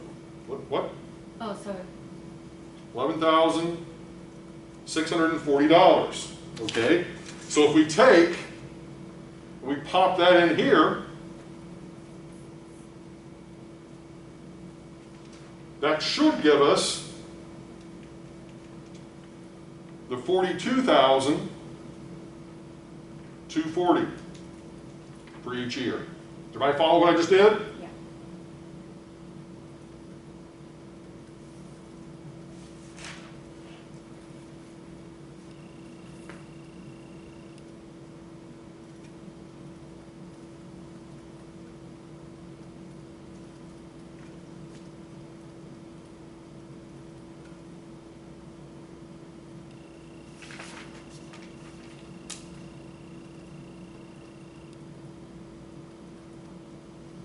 Okay? Everybody good?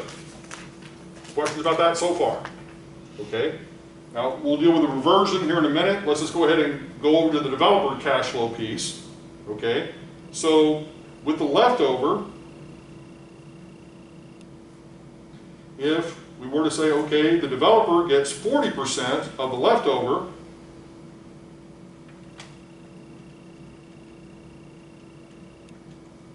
that is $77.60, which then you basically are just simply taking, pulling down there.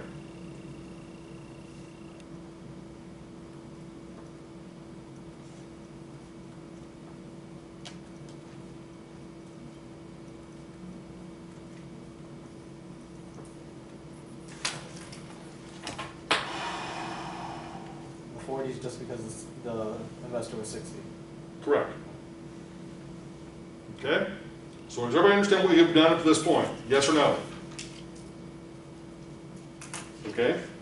Now, in this particular example,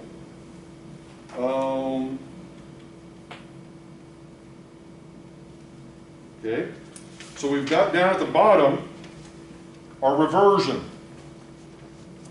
Okay, and in this case, we've got the total reversion of obviously 500,000, but we see we've got it split up between the developer and the investor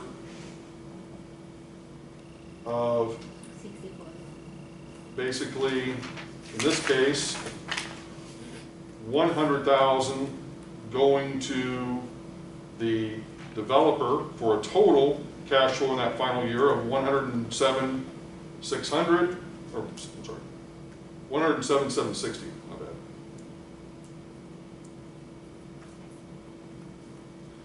And then over here, adding in the 400,000, we would end up with 442,240 as the final year's cash flow. Now, the question is, how do we get the 100,000 and the 400,000? Okay, so let's just sort of take a look yet again at what's sort of happening here. Kind of go back. All right, and what you're seeing is, wait a second, why do we, in the original, in pari passu, it was, 15% of 500,000 was what the developer got, is 75,000, and the developer and the investor got 425,000, but now we're saying, okay, it's going to be less than that. Well, let's take a look at what's going on here. How did you come to this? I'm about to explain. Okay, so, yet again, we sort of take the original investment of the 340,000 and let's just sort of say I'm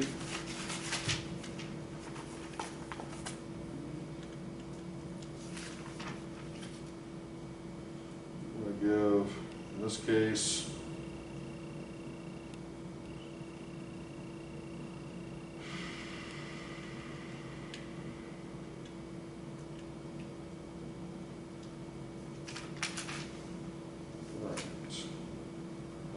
so the increase of 100,000.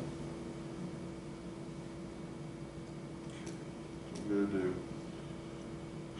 The original purchase price was $1 million. We sold it for 1.1 million.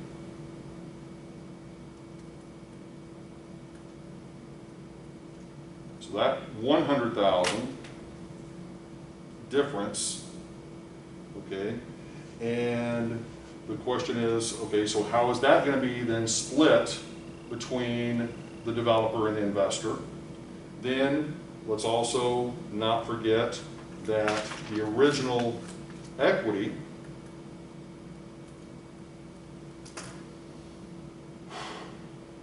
we had 600,000. Sorry, no, not 600,000. We had.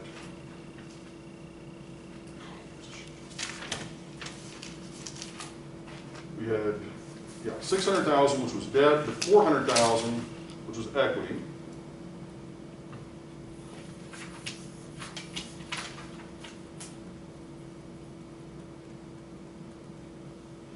With the 600,000 debt.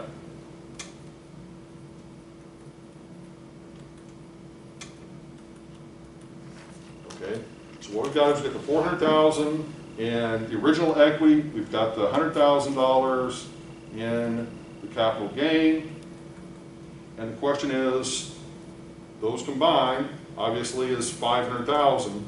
So how, mathematically, then do we end up with giving 100,000, or basically, it's 20%, to the developer, and then the remaining 400,000, or 80%, to the investor? Okay?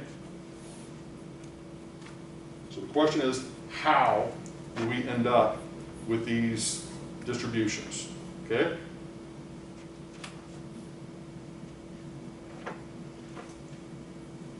All right.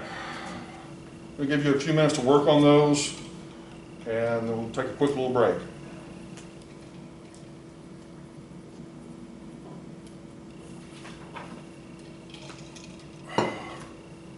So a 5-minute break. Excuse me, where are you taking this 20 and 80% from the? I'm just saying that that's what they represent. Where does that say? It doesn't, okay, all I did was say, if we're giving them 100 and we're giving them 400, that represents 20% of the 500,000, that represents 80% of the 500,000. I'm saying, how do we get to that number? I'm asking you. Okay.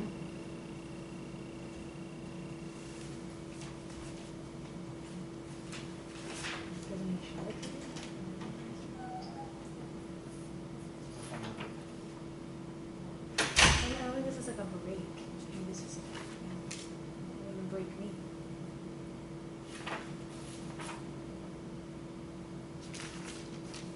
I just might not do this question on the quiz. Did you come now to the number? Now I got it, but when I do it his way, it doesn't come up You that way. want us to Because answer it's it? the before, maybe. He sets So out, he he's did not it in here. 4 times, so just, I'm just gonna do it your way, and I'm gonna do the same for this one. yeah, just ignore the NJ4, so that you don't have to put it in every time, so you put it in every time. I'll just put it in. I don't care. It's not So you that. put in the negative number and the positive number cash flow, and then you push. Yeah. You understand, the negative is the first one, and then it's all. Yeah, I'm just gonna do this Yes. exact thing and then just change each of these numbers.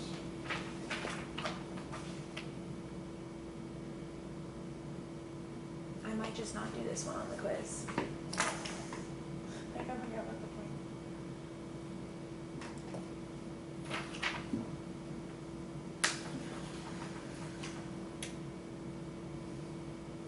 What is he asking us to do? To find this number here, he has calculated these numbers here. These numbers we have calculated. We can see how we got to the 42 and this. But from the preferred. But now the question is, how did he get the extra 100,000, 400,000? He showed you right there.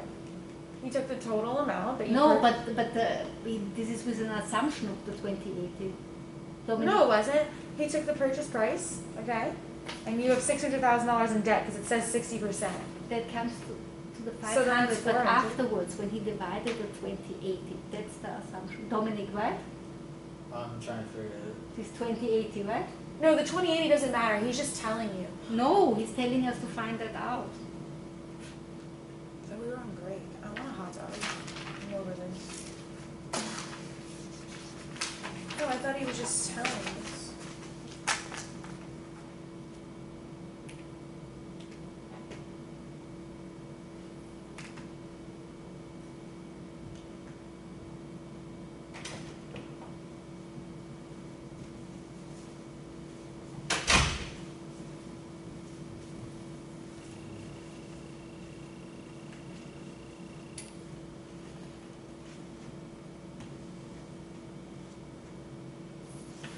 Did I understand you correctly? You want us to find out how you found Correct. 2080?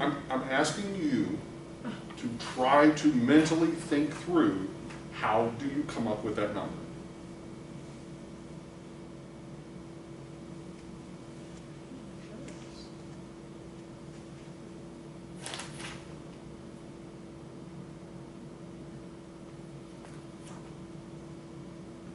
to be blonde today, or like you showed us like how you came up with it? No, I didn't. All I said. I told you I'm blonde today. I don't understand. What So, you asked. okay, what I have told you is, in other words, imagine on this sheet, you did not have the reversion numbers of 100,000 and 400,000. You just showed us how you did it though, so we just do the No, same thing when you give us the no. problem the next time. You No, take I the didn't. total No. number you purchased it for, and you subtract the debt, and then you take the total number that it's projected to be at, and then you subtract the total number you purchased it for, and then that's your numbers. So we would That just is do the total amount, but we didn't talk about how we end up, because if you look in the previous example, the distribution on the sale proceeds up above on the same sheet, the distribution of the sale proceeds are 75,000. Well, that's just because you used the pari passu numbers, but this time we don't use the pari passu numbers. Okay, We then calculate show them me out. mathematically, how do you get to those numbers? You showed us already. No, I didn't. Okay. Well.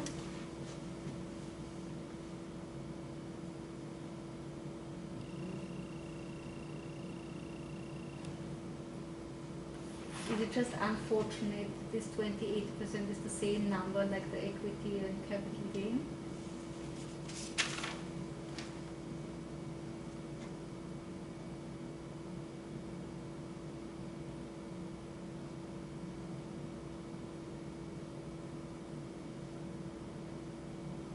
Because the original equity, okay, let's just sort of this 400,000, well, let's just sort of the original 400,000 equity.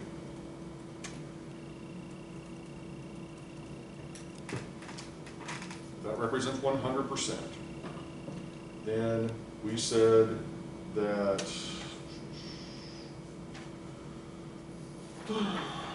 15%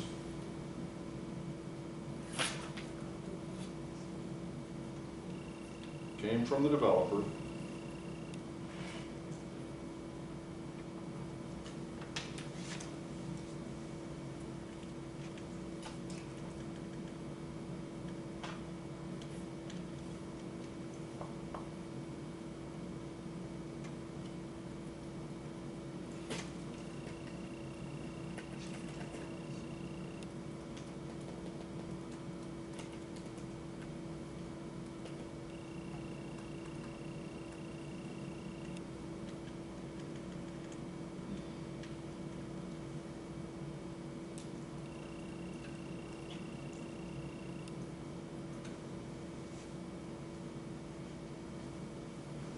Okay, that is their original contributions. Okay, so in other words, what's happening here is that for the developer,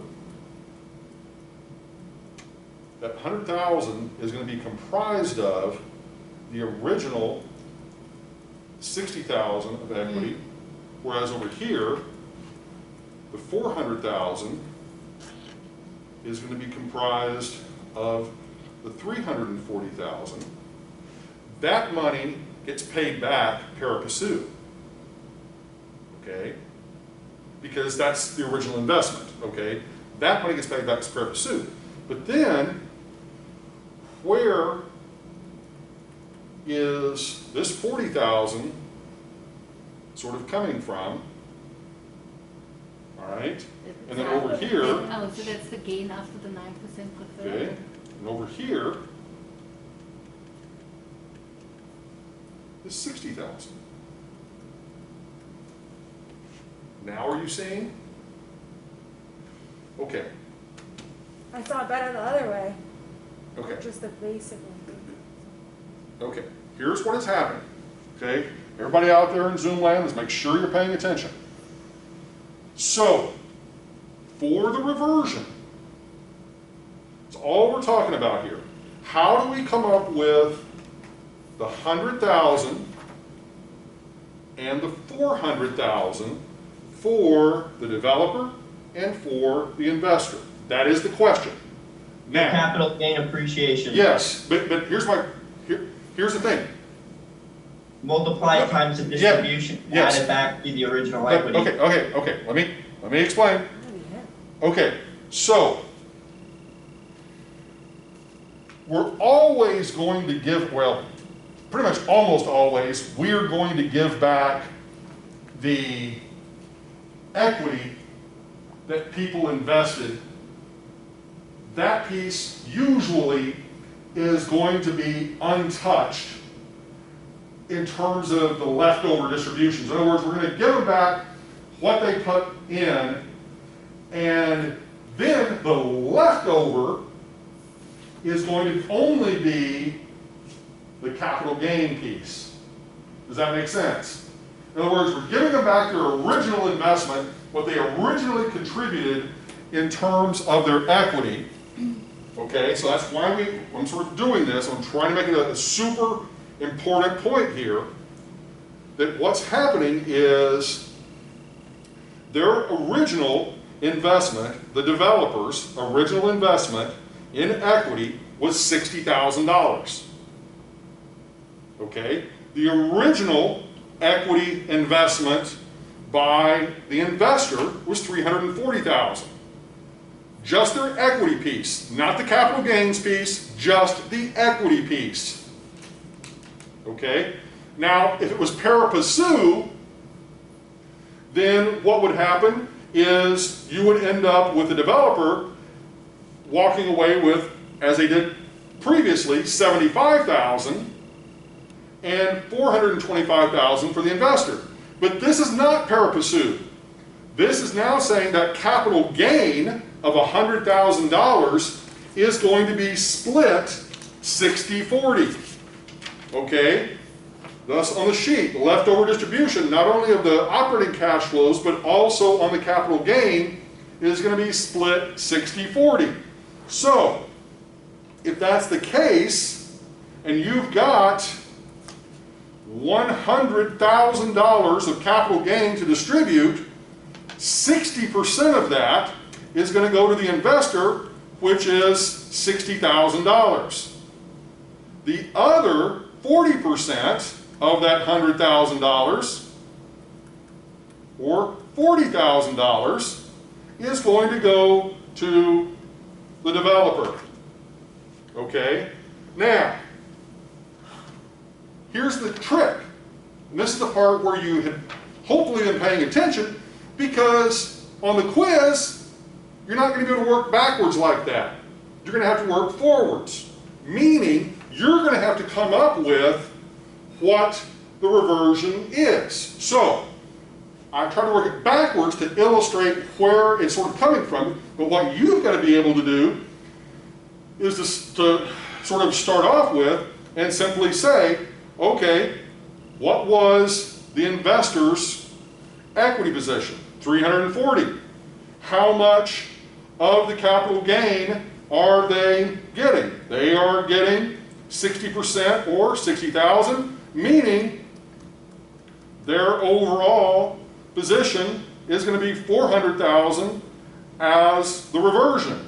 Whereas for the developer, they're going to get the 60,000 plus 40,000 to give them the 100,000 that they get as their portion of the reversion.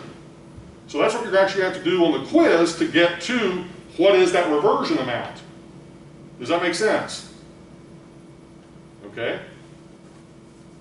Now, okay, we have gotten, okay, now the only piece remaining, which is obviously very simple, is just to go ahead and calculate the internal rate of returns for the developer, the investor, and the overall project.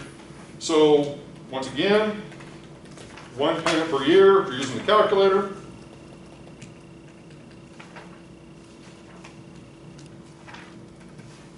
$60,000 as the cash flow, $77.60 as a cash flow, happens 4 times, and then the final cash flow is going to be the $107,760, and then simply solve for internal rate of return, and you should end up with 21 61. So the moral of the story, okay, in this particular scenario is the developer wins in the second scenario by virtue of getting a bigger piece of the cash flows from the operations and a bigger piece of the capital gain than they would have gotten under a pari passu sort of framework. That is what you should walk away with on this, okay? So, and you see that reflected in the rate of return that the developer is receiving relative now to the investor, relative to the overall project. So the overall project is still yielding whatever it was yielding before, 16.13, but the payouts are what are different to, or the split is different now between the developer and the investor. So the developer walks away with a 21% rate of return on whatever they put into the project, and the investor walks away with a 15% rate of return, okay? And the way that we would sort of explain or sort of chalk it up is that extra sort of 5 or 6% the developer is receiving is sort of a bonus or an incentive for them to do a good job with getting the project up and running, and we call that extra little bit that they're getting above and beyond the 7,500 by getting the 7,760, we call that the promote. Okay, so on the quiz, you'll probably see something like, what is the developer's promote? Well, there it is. Okay? All right, now, are we good with this up to this point? Yes? You said no, it's promote. Basically, the promote would be the extra $260 they're getting each of those years as the developer above and beyond what their ordinary return would be. So the promote is just that $260. Correct. So that's the question. Yep. Promote is $260 in scenario. Yep. Okay. For the cash flows, but then they're also receiving a bit of promote on the back end on the sale by getting that 40% of the capital gain as well. Okay, now, okay, let's do this. Everybody pull out their laptop. So the one day I didn't bring it. Yeah, me too. Me too. Because we never used it. Okay, for those of you that are here, I guess you're just going to watch the video. Okay, so those of you at home, what we're going to do is we're going to go through and show you how to set up the formulas, basically, for this, so that whenever you do it on the quiz, you can basically just punch it into Excel and it'll pretty much do it for you, okay? But, here's the thing. If you're obviously, well, for whatever reason, you don't take the time to do this, you're going to have to do all the calculations by hand, okay? So that's the trade-off. I've shown you how to do everything by hand, but if you want to basically, in essence, show you how to do it in Excel, we're going to do that, or at least a good portion of it, as much as we can get through. Okay. So what I've sent all of you is a blank version of this model in Excel, okay, where all the cells have been blanked out, all right? And so what you can do is then obviously start to fill them in with the numbers on the sheet. So those of you sitting at home, you should be able to pull up the blank version that I sent you via Canvas. It says blank. It says blank, but it's not blank. Just so I'm making sure I'm getting the same form here as everyone else. Please tell me I didn't send the wrong file. I have 2 different files to different numbers, but not blank. I guess we could just change the numbers. Just delete We can them. just delete them. When you change the numbers, you'll get the answers correct. You just have to change the yellow cells. We just have to change the inputs. So, we're fine, sir.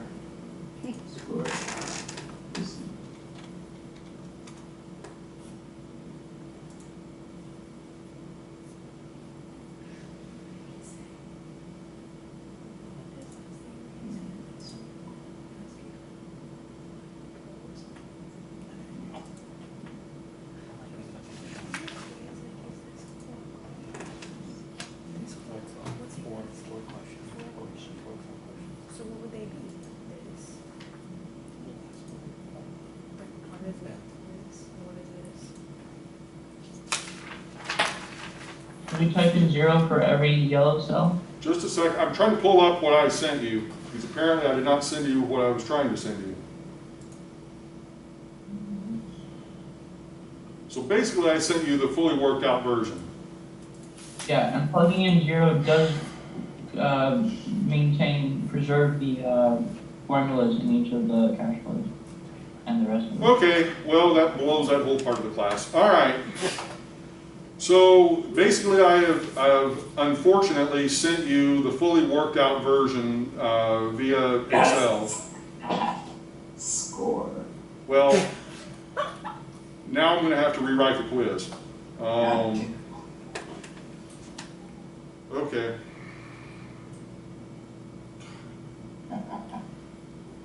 Okay. Oh wait, we were just kidding. We don't have the full version. No, you do. All right. I don't know how that happened. That's called an own goal. So anyway, well, there you go. You've got the full version with all the calculations. So you're set to go. Oh, okay. All right. Well, that pretty much kills that. Let's just sort of what I can do is go ahead and walk you through, since you've already got the full version. I just kind of try to explain the calculations. I know that several of you will probably not pay attention now because you're going to say, oh, I don't have to put anything in. Okay. All right, so the first one is going to be calculating the equity percentage. So here, all you're doing is you are taking, in this case, are you seeing the screen? Yeah, okay. You're taking basically, for the equity percentage, taking 1 or 100% and then subtracting out basically the loan to value ratio. That's going to give you then the 40%, okay? All right. Then for the investor equity percent, that is simply going to be taking, once again, 100%, subtracting out the 15% that's right above it, okay? Cell C9.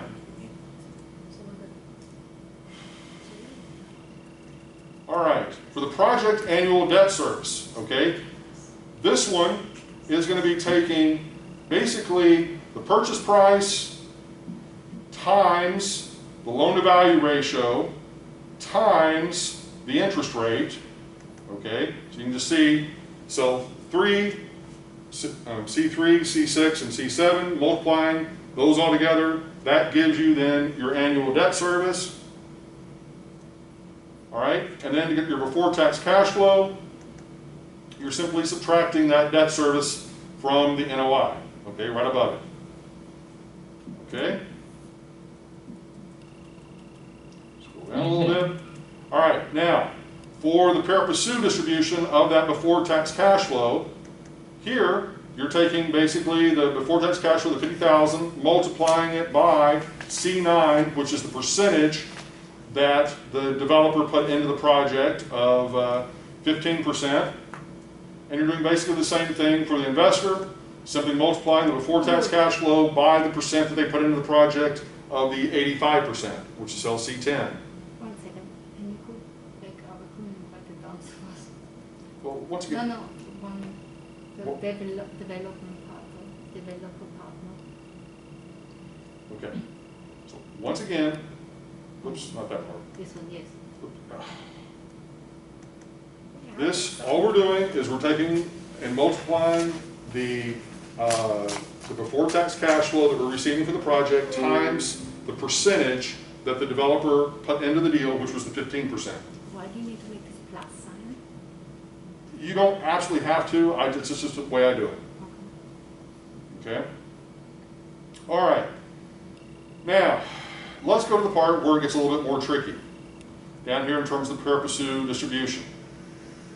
Okay? Here, if you take a look at what we've got, we are basically saying, okay, let's take what the property, in essence, sold for, so we'll C4, let's take a look at that. Okay, so we're taking basically cell C4, which is what it's sold for. Okay, then we are subtracting out cell C6 times C3. Okay, C3 is what we bought it for. So in this case, C6 is simply the loan to value ratio. Okay, so in essence, taking the 100,000 or 1 million times the 60%, which means 600,000. So what that means, oops.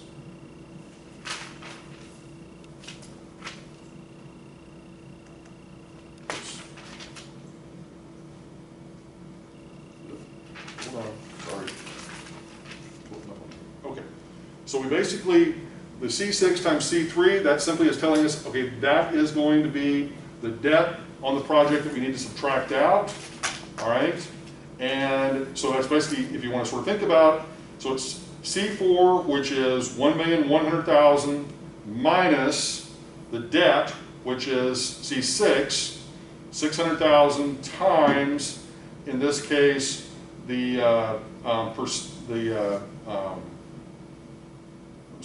times, okay. C6, yeah, is the loan to value times the original amount of the million, so it's 600,000. So 1.1 million minus 600,000, then times C9, which is the developer's piece of it, which is 15%. Okay?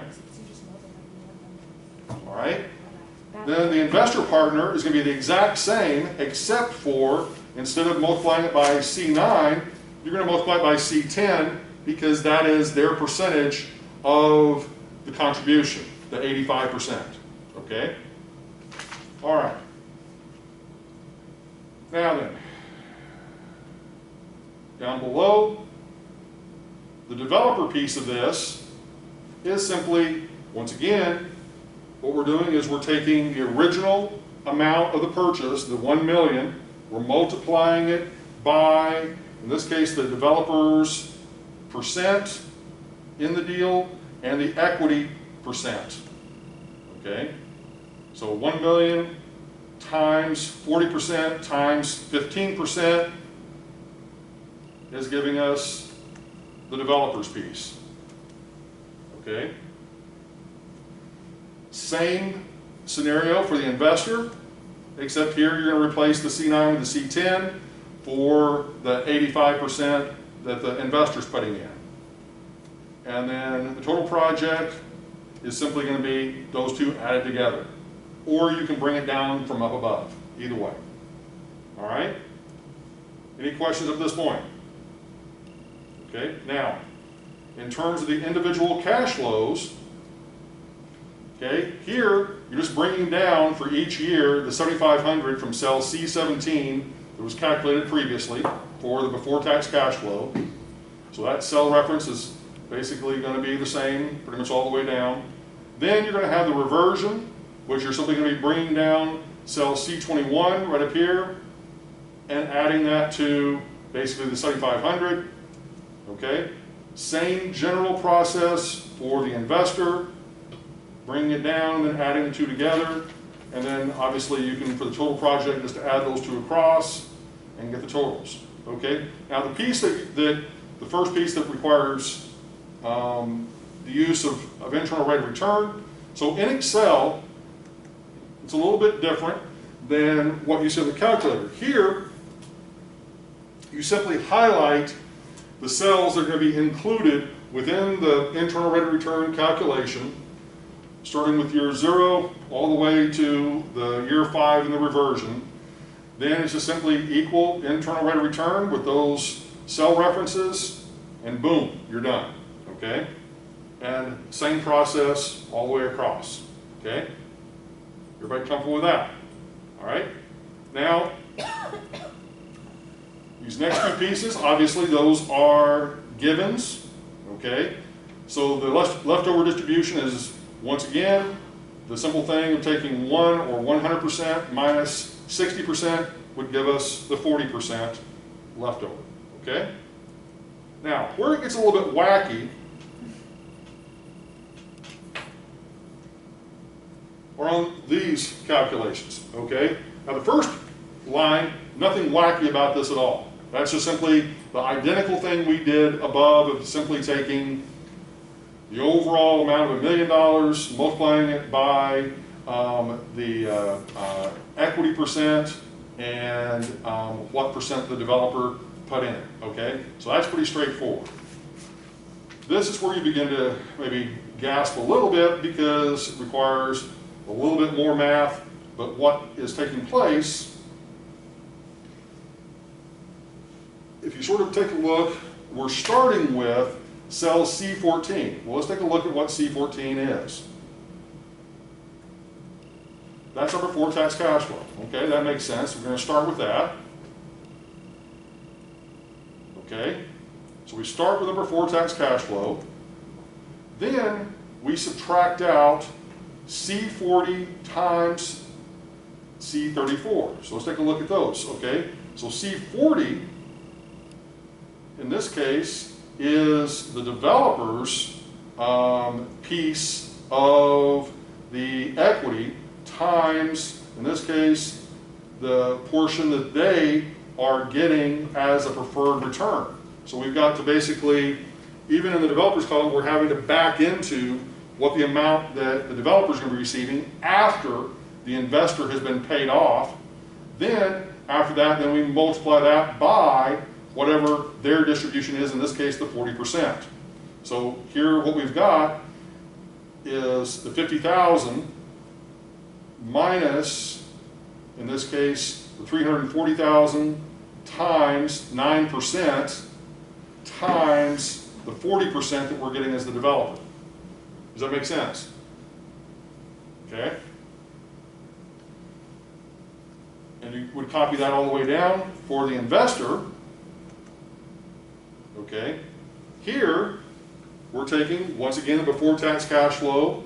Then we're taking out the preferred return, which is the C40 times C34, and then multiplying that by the amount that they're getting as the leftover distribution, which is the 60%. And then from that, then we are adding in their percentage of that overage, that's the last little piece here, to get their dollar amount they're receiving in year one. And then obviously we can just add across or pull down from above for those. Now, the reversion, if you take a look at how it's calculated in Excel, it's B45 minus B44, okay? So in this case, it's actually just simply taking what's here above in terms of the total and subtracting it out. So the reality is the real formula to get the reversion is held here, okay, within basically cell B45. So here we're taking the previous year's cash flow, cell B44, the 7760, and then from that, then we're taking the capital gain, C4 minus C3, then we're multiplying that by C36, which is the leftover percentage of the 40%, okay? Then we're taking the original purchase price times, in this case, the equity piece that is put in by the developer, and then ultimately that comes up with the reversion, okay? The rest of this, internal rate of return, pretty straightforward. Once again, all the way across, same thing.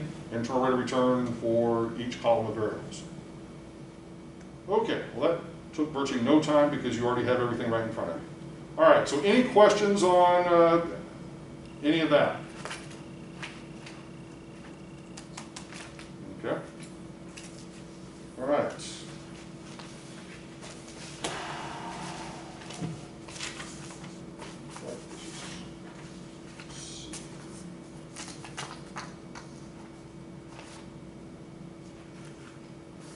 Okay. No other questions? Will Good. you give more time on the quiz? What? I hope you will give more time. Actually, it should give you a lot less because you've now got the whole formula set up. You actually gave us more last quiz. So Yeah, I did, thank you didn't I? very much for that. Yeah, but. Okay, but all right, any other not questions? using the Excel sheet. All right, that it? Okay. All right. In that case, I'm trying to think. Oh, so for next week, I only got one response for people wanting to take the walkthrough of Steve and Noah's project, the Palmer.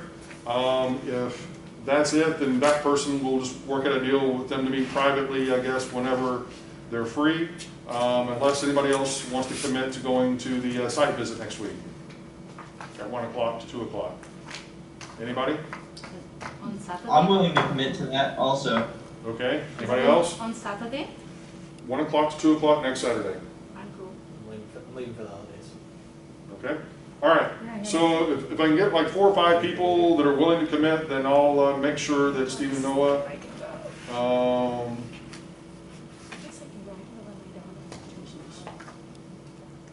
okay. All right, so what I need you to do is if you are planning to commit to go on the site visit next week and visit the Palmer project and ask Stephen and Noah how they did, what they did, and the topics that we covered today are actually very useful topics to talk to them about, depending on how much information they are willing to share. If you take a look, let's see, pull up real quick their website and share the screen here for a second. I was looking at their website. I was wondering if you knew where they got financing to do all their projects. That's what I was just about to talk about. Because I'm like a little surprised. Okay, so there's their website. Now let's see if I can get the share screen thing to work. It's just like, I love it. I'm divorced with it.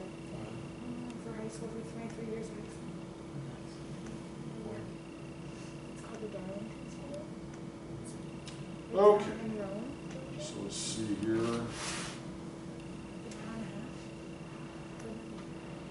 Okay, so this is obviously their website, just simply defined companies or cos.com. This is the project that you'll be taking a look at, the Palmer project. They just opened up this past week. I went to the grand opening. It's a great project. I think it's like 22 units, kind of north, well, obviously north of here, but close to the executive airport. The price point, if I remember correctly, is roughly about $1.80 a square foot. I think the 2-bedroom units somewhere around $2,200–2,300 a month. Some of which have garages, some of which don't. But that once again is They're rentals? Yes, they're rentals.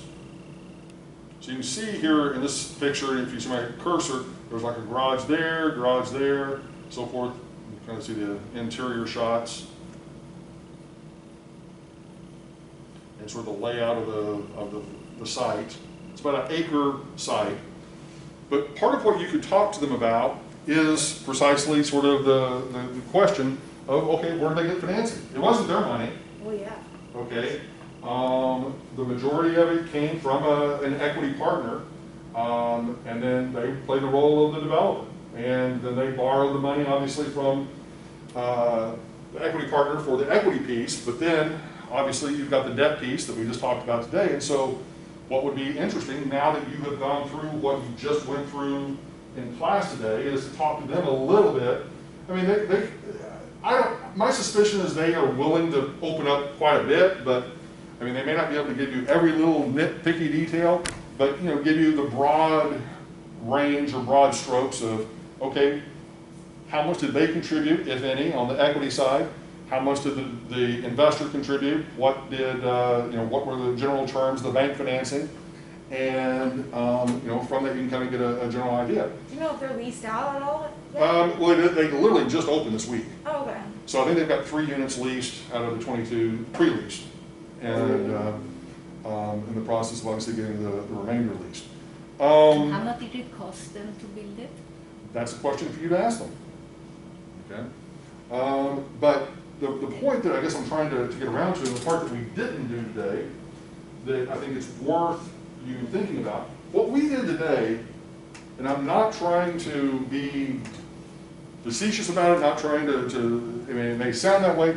What we did today is the simplest of all possible deal structures, okay? We had one developer, we had one investor, and we had a lender. In many, and to a certain extent, I think that's pretty much how their deal was put together. I don't think there were multiple investors and multiple lenders. But in a lot of deals, you may have one developer, 5 investor partners, and maybe more than 1, 2, 3 lenders, okay? Imagine the level of complexity as it gets into who gets paid, when do they get paid, how much do they get paid, under what conditions do they get paid, you know, and that, you know, we simply had one little preferential return. You can have this layered in so many different ways.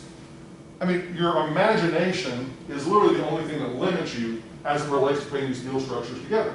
But, having said just that, this sort of deal structure has to be put into place at the very beginning of the project, before the project ever even starts. Because it's kind of like, you can't very well enter into a partnership and, you know, and sort of say, hey, I want to be your partner, I want to give you some money to do this deal, and then everybody's like, okay, well, what am I getting paid? How much am I getting paid? And then, you know, you have the money person saying, I should get more money or a better return than you as a developer because I'm putting up all the money. And then you're going to be able to argue back. Just because you're putting up the money, you're not doing anything. You're not fielding a gazillion phone calls. You're not meeting with contractors. You're not out there getting the financing from the lender. You're not out there dealing with the local government officials trying to get approval, you know, all those other sorts of things. And so up front, all of that has to be sort of ironed out before you even begin, so that everybody knows what their sort of pressure points are, what their incentives are, because, you know, if you have this set up, like the deal structure that we just went through, you know, the bottom one, not the Pacific, but the bottom one, you know, if theirs is set up that way, then their incentive, very clearly, is for the project to be as successful as it possibly can, because that's going to flow through to them in terms of excess returns on the operating cash flow side of the business, as well as at some point whenever they choose to potentially sell the project to somebody else. Okay, does that make sense? I mean, this is probably one of the most important things to really take away. I mean, you know, you sort of say, who cares? Well, put your own money into this, and your own mind into this, and think about it. You want to know, basically, how you're going to be compensated. If somebody comes up to you and says, okay, here's a deal I want you to invest in, or a deal I want you to develop, you need to know exactly what the terms of that may be. Because some money partners, all they want is pretty much just a fixed rate of return. They don't even care about any upside. They almost want to be another lender, a traditional lender, in the sense of, give me a fixed rate of interest. You know, like for example, you can go to the bank, you get 5% on the debt money, but then on the equity money, you're the equity partner, they may say, all I want is a 10% rate of return, you get to keep everything as a developer above and beyond that. Okay? You know, so it's, my point with this is simply for you, now you've been exposed to, okay, here's what sort of deal structure is all about, here's some of the very basic fundamental aspects of it, but realize that in terms of the practicality and the usefulness of this, all of it is meant to try to hopefully reward the people that deserve to be rewarded, and basically hopefully not undercompensate or overcompensate people depending on what their contribution is to the deal. Does that make sense? Now, one other piece I left out of this on purpose: taxes. Okay? No taxes were put into this. And the reason for that is because, number one, we're only dealing with before tax cash flow. Okay? And the other piece, as is the case with most deal structures, especially like this, it's probably, and it's be a question to ask them. How did they legally have this property set up? Do they have it set up as a joint venture, as a partnership, as a corporation? You know, how is it set up as a, you know, could also be a limited liability company? I mean, there's a gazillion different ways this could have been structured. And depending on how it's structured, that impacts the tax liability. If it's set up as basically a small business corporation like an S Corp, what's going to happen is whatever money this project generates, all of the proceeds are then going to go to you as the individual investors, and whatever your specific tax rate is, your marginal tax rate is, that's what you're going to pay. It's going to be individual. It's not, so in other words, you may get $100,000 of income in terms of, from this project. You may get $100,000. You may get $100,000, but yet you've got a bunch of other income. Your tax rate is substantially higher. Your marginal tax rate is substantially higher. Then maybe you don't have as much income. Your marginal tax rate is substantially lower. So both of you could be getting $100,000 each from the project, but you're paying two different dollar amounts in income tax payable because you are taxed at the individual level differently. Does that make sense? Mm-hmm. Okay, so that's one of the reasons why, you know, just almost, I mean, we can make it more complex if we wanted to dive into each person's sort of specific tax situation. But see, also, the project could be set up to where it's a traditional sort of corporation. And if that's the case, let's say there's $200,000 in earnings to be paid out to the shareholders, what would happen is the corporation would be taxed on that $200,000 of income, and then whatever's left over after the income tax at the corporate level, then it's passed on to the shareholders and then taxed at the individual level, thus the whole thing of double taxation.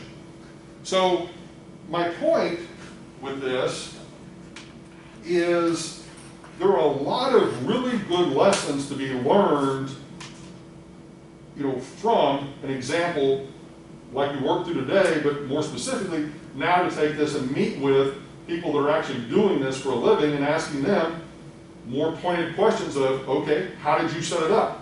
Why did you set it up that way? You know, what kind of relationship do you have with your equity partner?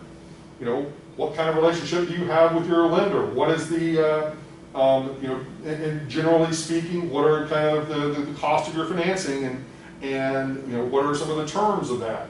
You know, without getting, you know, prying maybe too deeply, but you know, certainly feel welcome to ask generic enough questions to get at an answer that, you know, hopefully is going to be useful to you. Okay. All right. Any other thoughts, questions, observations? Okay, but once again, if you're planning on going on this, I need to know today, because I don't want to waste their time, you know, in showing up and one person show up. You know, I want to have at least 4 or 5 people show up. Leaving from here? Nope, you're going to meet there. I will send you the. I sent you the address in the announcements. Hey, sir, is there a, I don't know if this is going to be possible, but if I would really love to go. I'm in Tampa. I would love to drive down there, but is you think it's possible that it have maybe another showing possibility or opportunity for no? No. Okay. No, I mean, what I possibly can do, once again, if only 1 or 2 people show interest in this, then I'm not going to, you know, waste their time in having a specific time for the group. I'll just, you know, connect those 2 or 3 people and have them set up a showing.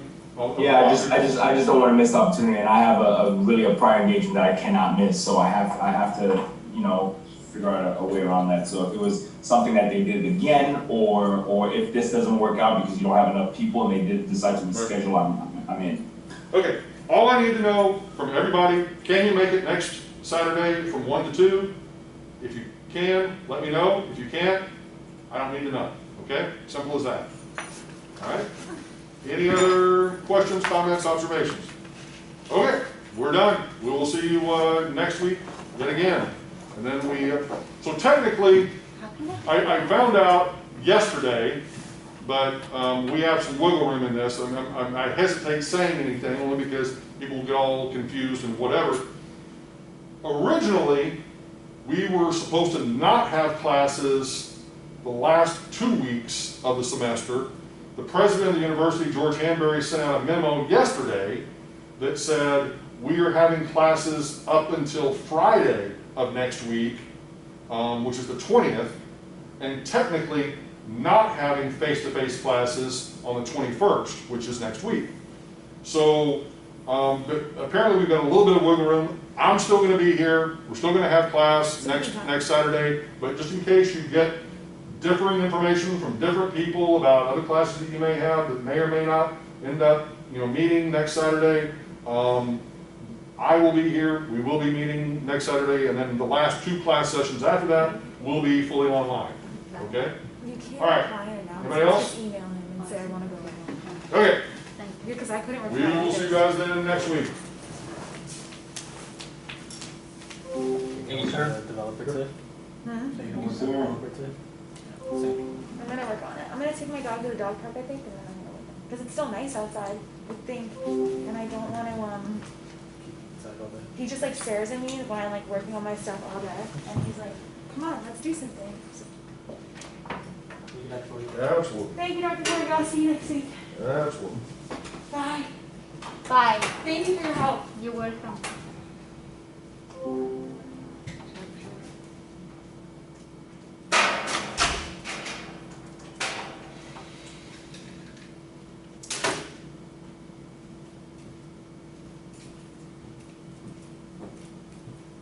So I'm sending, I would like to go